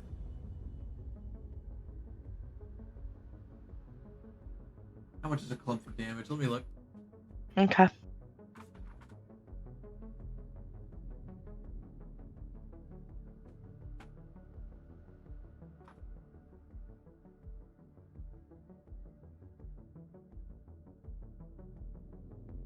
Let's say heavy club, strength plus d6. So that'd basically be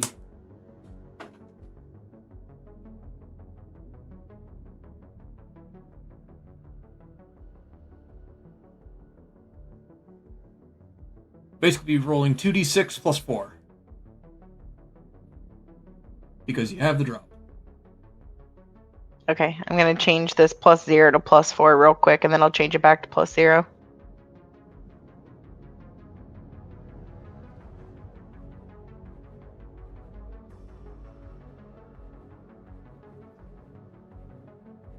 Certainly, I knocked him the fuck out. You roll the strength check, but that's. Oh, I fine. thought that's what you said. I'm sorry. That's I can. Honestly, it was just like 2d6, and you did enough damage to knock him the puck out anyway, so I'll just take the secondary roll, which is a 1, so basically you did 18 damage to him. And he's unconscious then? Not dead, just So- unconscious, right?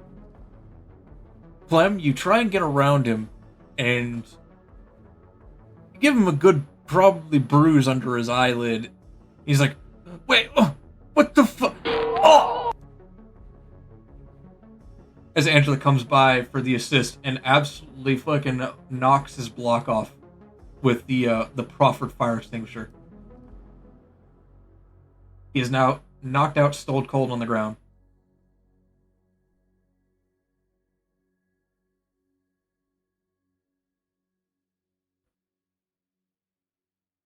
Team Tie-Dye starts walking up with their weapons raised and start looking around. Yeah, that was decent enough work there. See, I told you that my skills were commendable.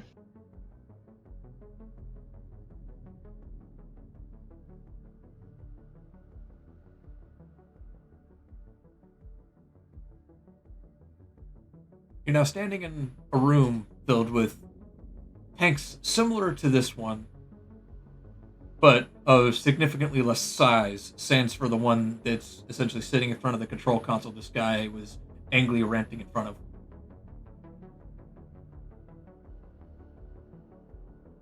Those are definitely people in there.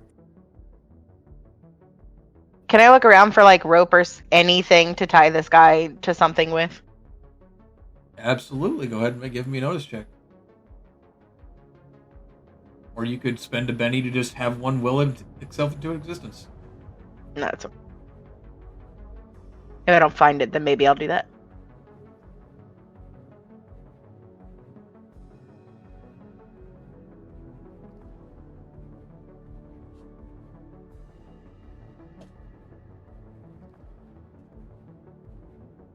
All right, Angela. While looking around the room, you notice that behind the station of the fire extinguisher, after you grabbed it in a haste to absolutely ruin the day of this poor schmo, that there is in fact a fire hose right directly behind it. I will tie him up with the fire hose. However, I'm gonna leave just enough of it to do what I want to do later, if the opportunity arises. Okay. The part that would technically have the water come out of it specifically, like that's the extra part that I want to leave not tied onto him. Just as a statement of semantics, the particular fire hose that you're currently tying around this gentleman is not a water fire hose. It is in fact a chemical foam retardant or fire retardant foam launcher. Oh, never mind. Then we'll just tie him up with it.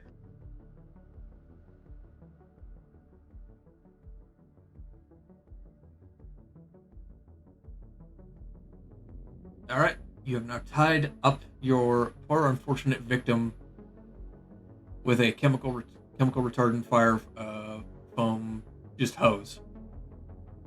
You continue looking around the room, and the people are still suspended in tanks filled with various colors of fluid, seemingly insensate to the world.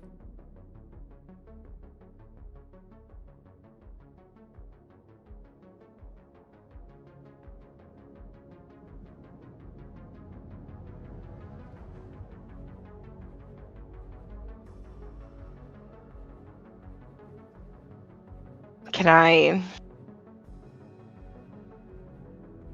Do these, like, tanks have consoles?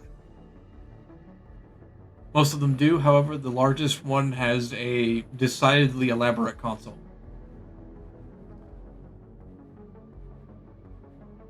Hmm.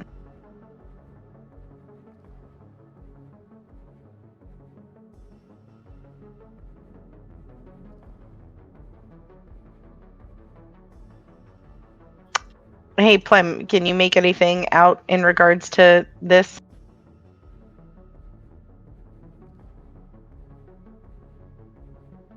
And I point to the console. I'm sorry, one more time? Can you make anything out of the console? I'm not real good at the electronics. I am not. I have no electronic skill apparently. So I have hacking.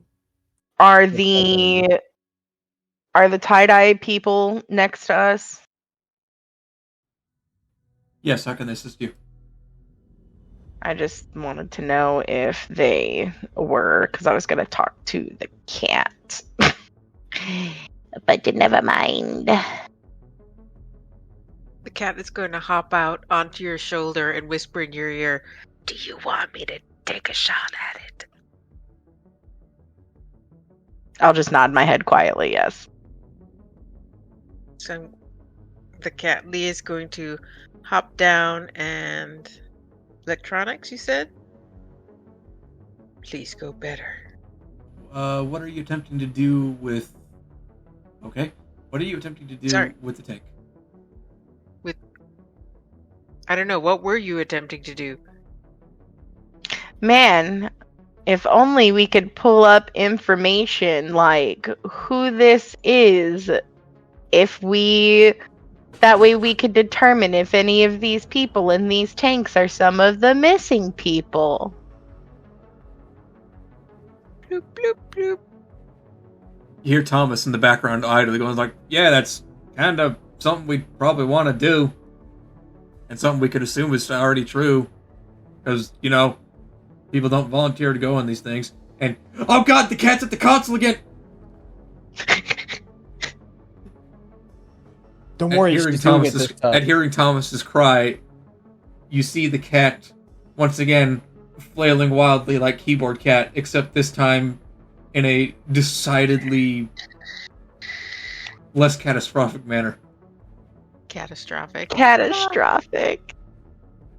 I'm about to have some cat fatigue right here.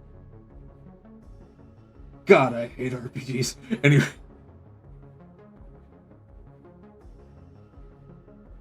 Leah, in no time at all, seems to have brought up a status window for this individual. Oh, that's very useful. The name reads as Subject 17. There is no given date of birth. There is no given place of residence. There is a given blood type. And there's also a secondary subject of which you don't really see in the tank. Hold on a second. They're not like raising parasites or something in these people, are they? Is that a question you proffer, or is that just like in your head? I'm just looking like, at the screen. So real quick, just gonna give this a glance over before I say anything out loud, but looking at the tank, like just doing like a quick walk around it, there's clearly no other person in there besides this person, right? Subject 17 as it's called. Not that you can see, and that being that they're idly floating in a fairly nice luminescent display, though they're very difficult to make out their actual like individual features.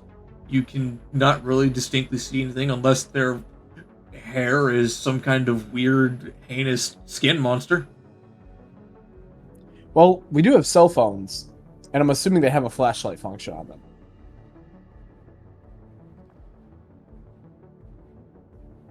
Right?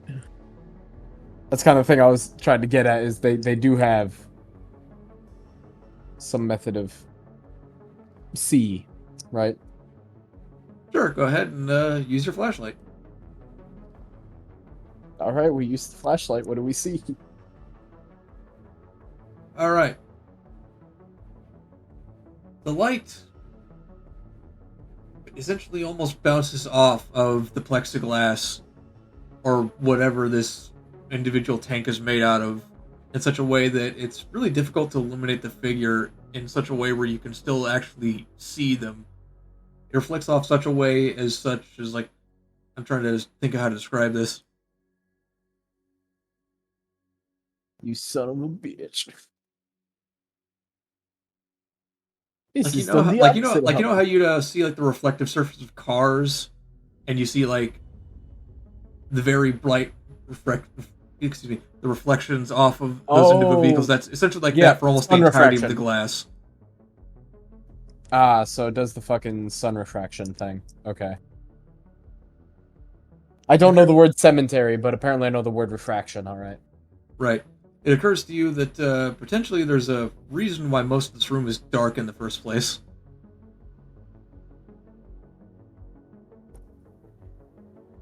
Hey Leah, is there any way to adjust the lighting settings inside the tank so we can better see the individual?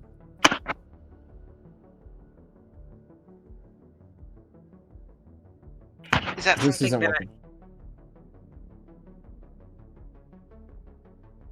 Huh? is that something that I could try using the hacking skill, or would I use electronics again? See if I could boop boop boop my way? You have complete and total control of this individual pod. Uh-huh. However, that does not encompass, unfortunately, anything having to do with anything having to involve light. All the lighting you see is essentially what looks like about as good as you're gonna get. No, dear, I'm afraid that there's no lighting inside. Are you speaking this aloud? As quietly as I possibly can.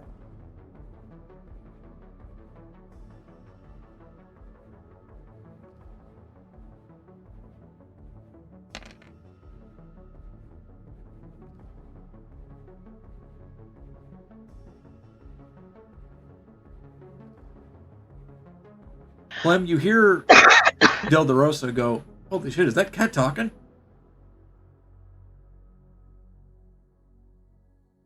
I'll look down and I'll look back at her and I'll be like, no, that was me. I sometimes just talk weirdly. Yeah, you do I have know to what stop I doing heard. You don't sound like a cat. Well, of course I'm not going meow.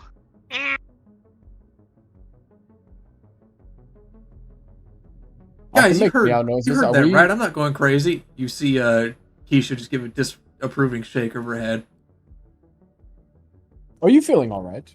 Are you feeling ill, perhaps? I There feel might like I have been want to something in burn the something. mutated krill.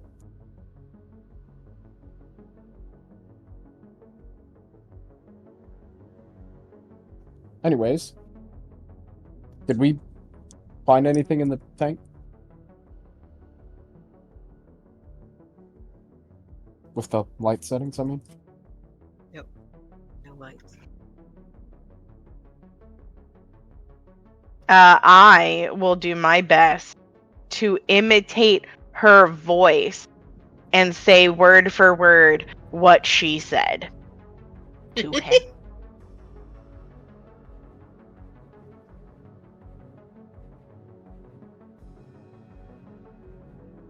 Cliff gives you a bit of a look and says, "Okay, what's the deal with the lights then?"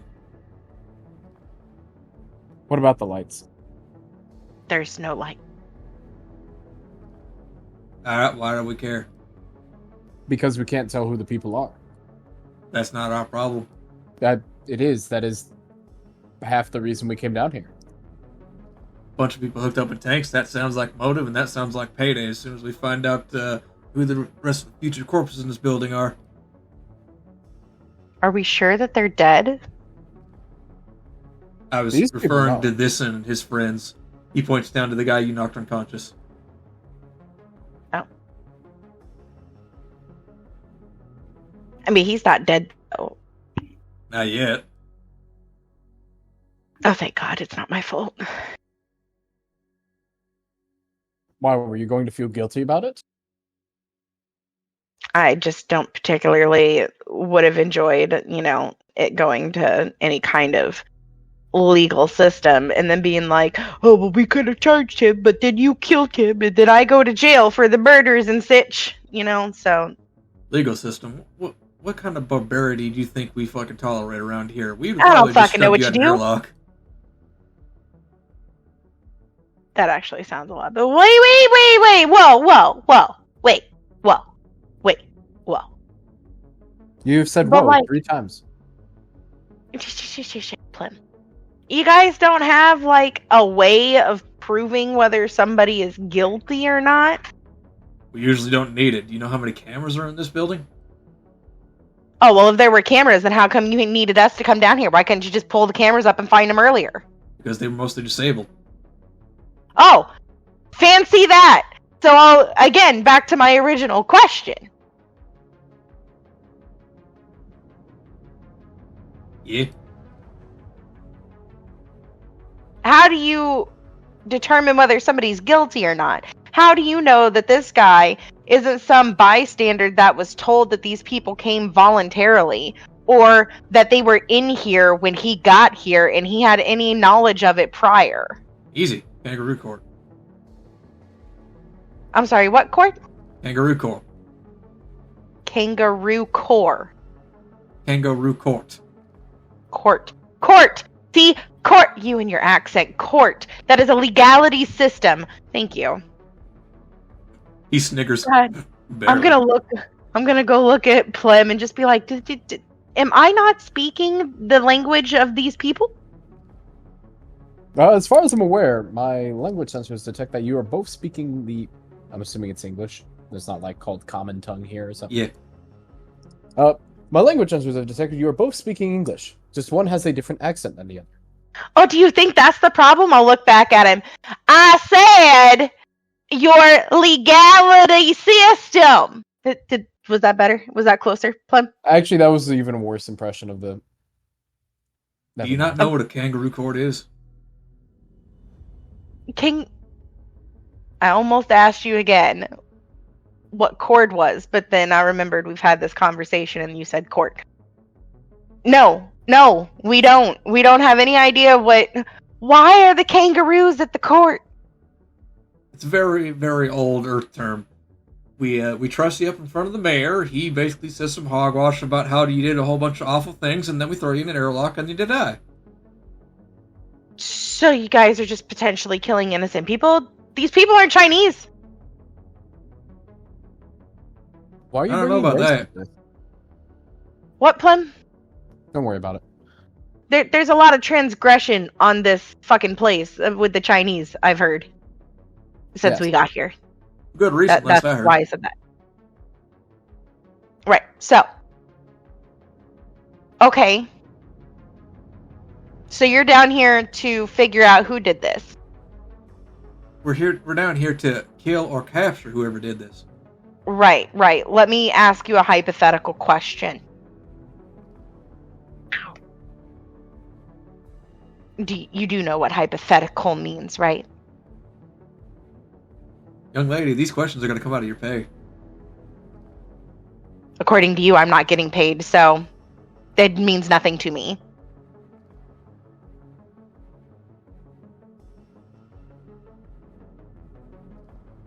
He quirks a brow.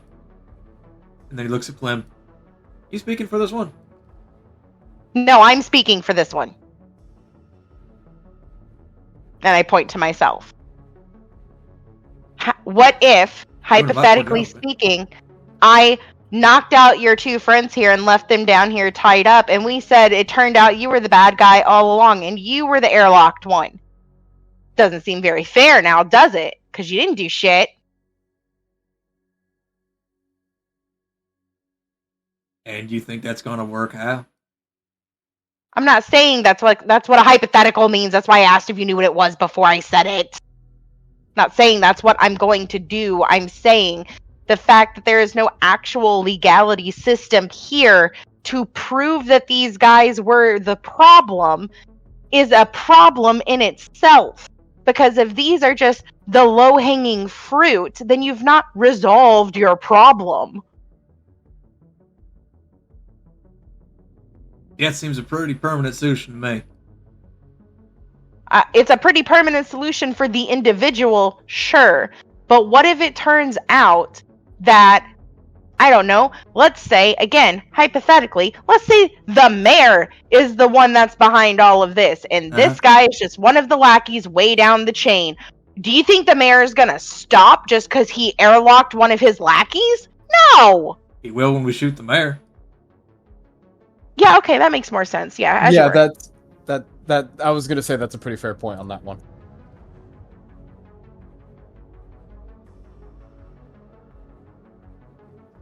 Anyways, next time on Cat Fatigue Rodeo, we fucking kill the mayor.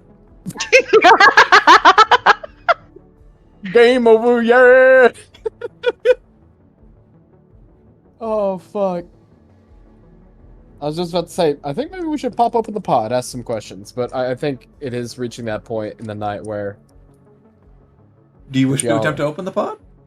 Yeah, sure, let's end on a cliffhanger. Let's find out who's in the pod and then... Drain the water first! Drain the water first! Well, yeah, I'm not in control of the opening the door thing, so it's not like I can open it at the current moment in time. Alright, but... we shall say this. Leah, how do you wish to go about attempting to free or otherwise release this individual from stasis, this one of many people?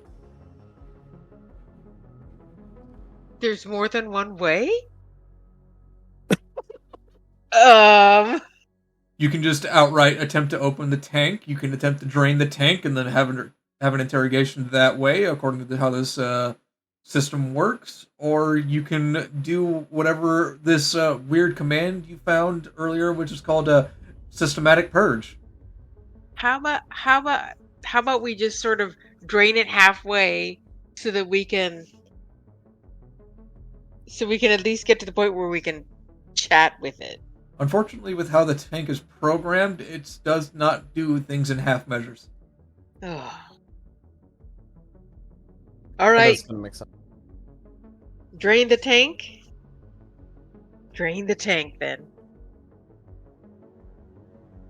Watch it be turn out the fish foods for these guys because they've mutated into fish, and now they require water to breathe, and that's why they're in the stasis tanks. Oh, maybe. Should. Of course, it could also just be, again, it's a stasis tank, and in order to be in proper stasis, you have to be suspended in liquid. What's the... sorry, I was starting to talk like Ganyetta. I'm gonna hop up on the shoulders, Angela's shoulder and say, do you still think we should drain the tank?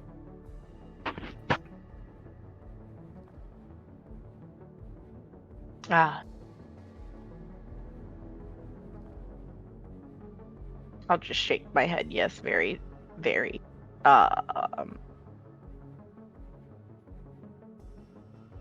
limitedly, so that it doesn't necessarily look like I'm answering a question, but just moving my head. Or like you're nodding along to what I was saying. Right. Okay, I'm gonna hop down and... Angela, give me a stealth roll. Oh dear.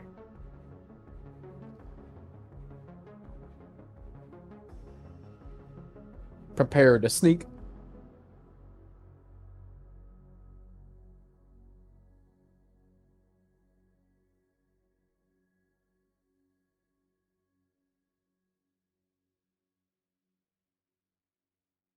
What am I hearing right now? What?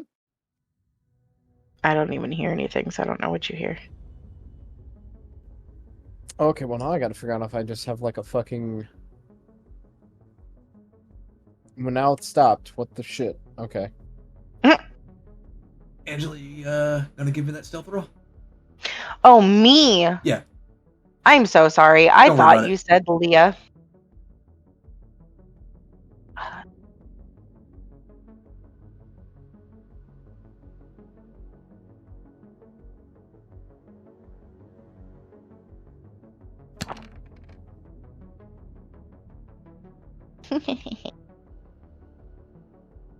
You see Del Dorosa give you a heavy, angry glare as everyone still seems engrossed in the conversation.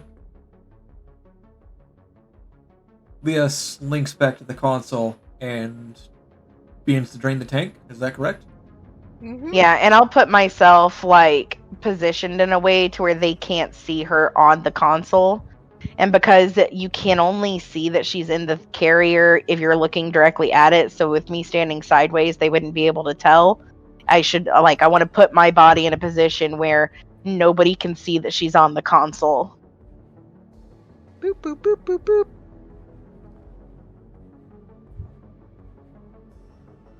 You begin to see the fluid drain from the tank. The rest of the group begins to gawk and point. It's like, hey, what the fuck? Eventually the figure is lowered to her feet, and then eventually she kind of like slowly lifts down into a sort of quasi-resting position as the fluid no longer supports her. Peaceful so far. Until something explodes. That'd be an unfortunate series of events. I'm just going to say, do you think the door will open? Eventually you see the somewhat pale illuminated figure, or barely illuminated figure inside of the tank just start heaving. And then you hear a small alarm go off. Containment breached. Containment breached. Initiating purge. And you see the figure slowly get lowered down into a dais as the floor essentially sort of opens up underneath her onto a plinth, where she is then lowered underneath into some sort of like sub-basement of this tank, and then the plinth closes. You can no longer see her. Do we hear any kind of sound, like some sort of incineration sound? You don't hear anything that indicates any sort of like pain or screams or anguish or machinery activating that would be necessary to instantly incinerate a human body. No. Can I put my ear to the ground and see if I could hear any kind of like the way a flame sounds, like a flamethrower sound, or a hissing sound, like some sort of noxious gas is being let out from somewhere? You put your ear to that. Let me look at your last notice roll. Okay, that's fine enough. You don't hear anything that sounds like flames or burning or charring. Not that that would be particularly easy to hear in the first place, past more than likely a couple feet of metal. But very loosely you begin to hear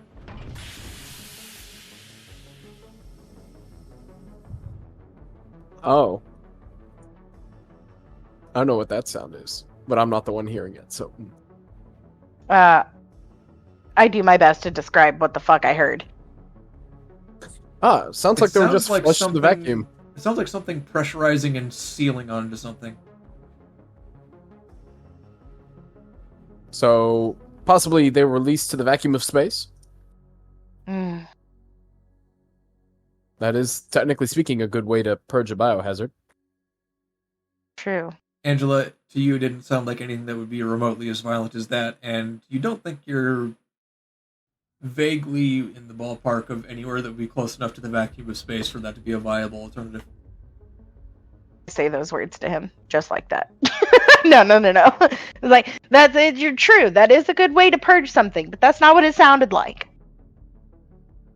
So something pressurizing. What else? Putting it into some kind of pressure chamber. Oxygen drain, perhaps? And then them having to repressurize for... No, that wouldn't be it either. Something's pressurizing. Like a door closing and opening? Or like, what is it? Oh! Well, that's rather barbaric if that's what I think it is, but technically speaking, depending on the nature of the contaminant leak, that may solve the problem. I believe they just got sandwiched between two pressurized plates of metal. You were very, like...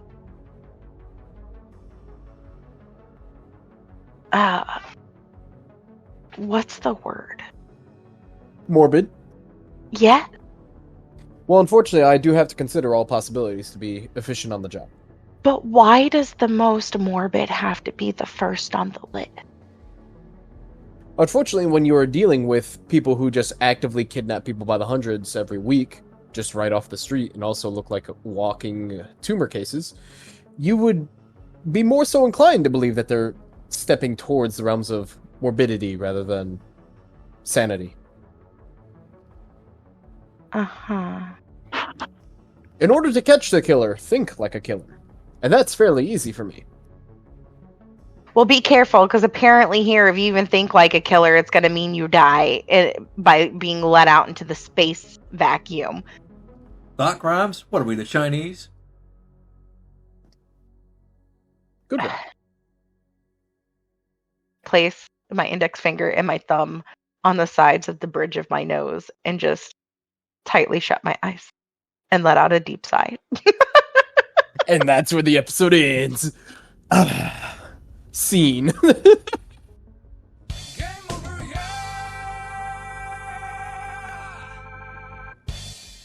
Crunch.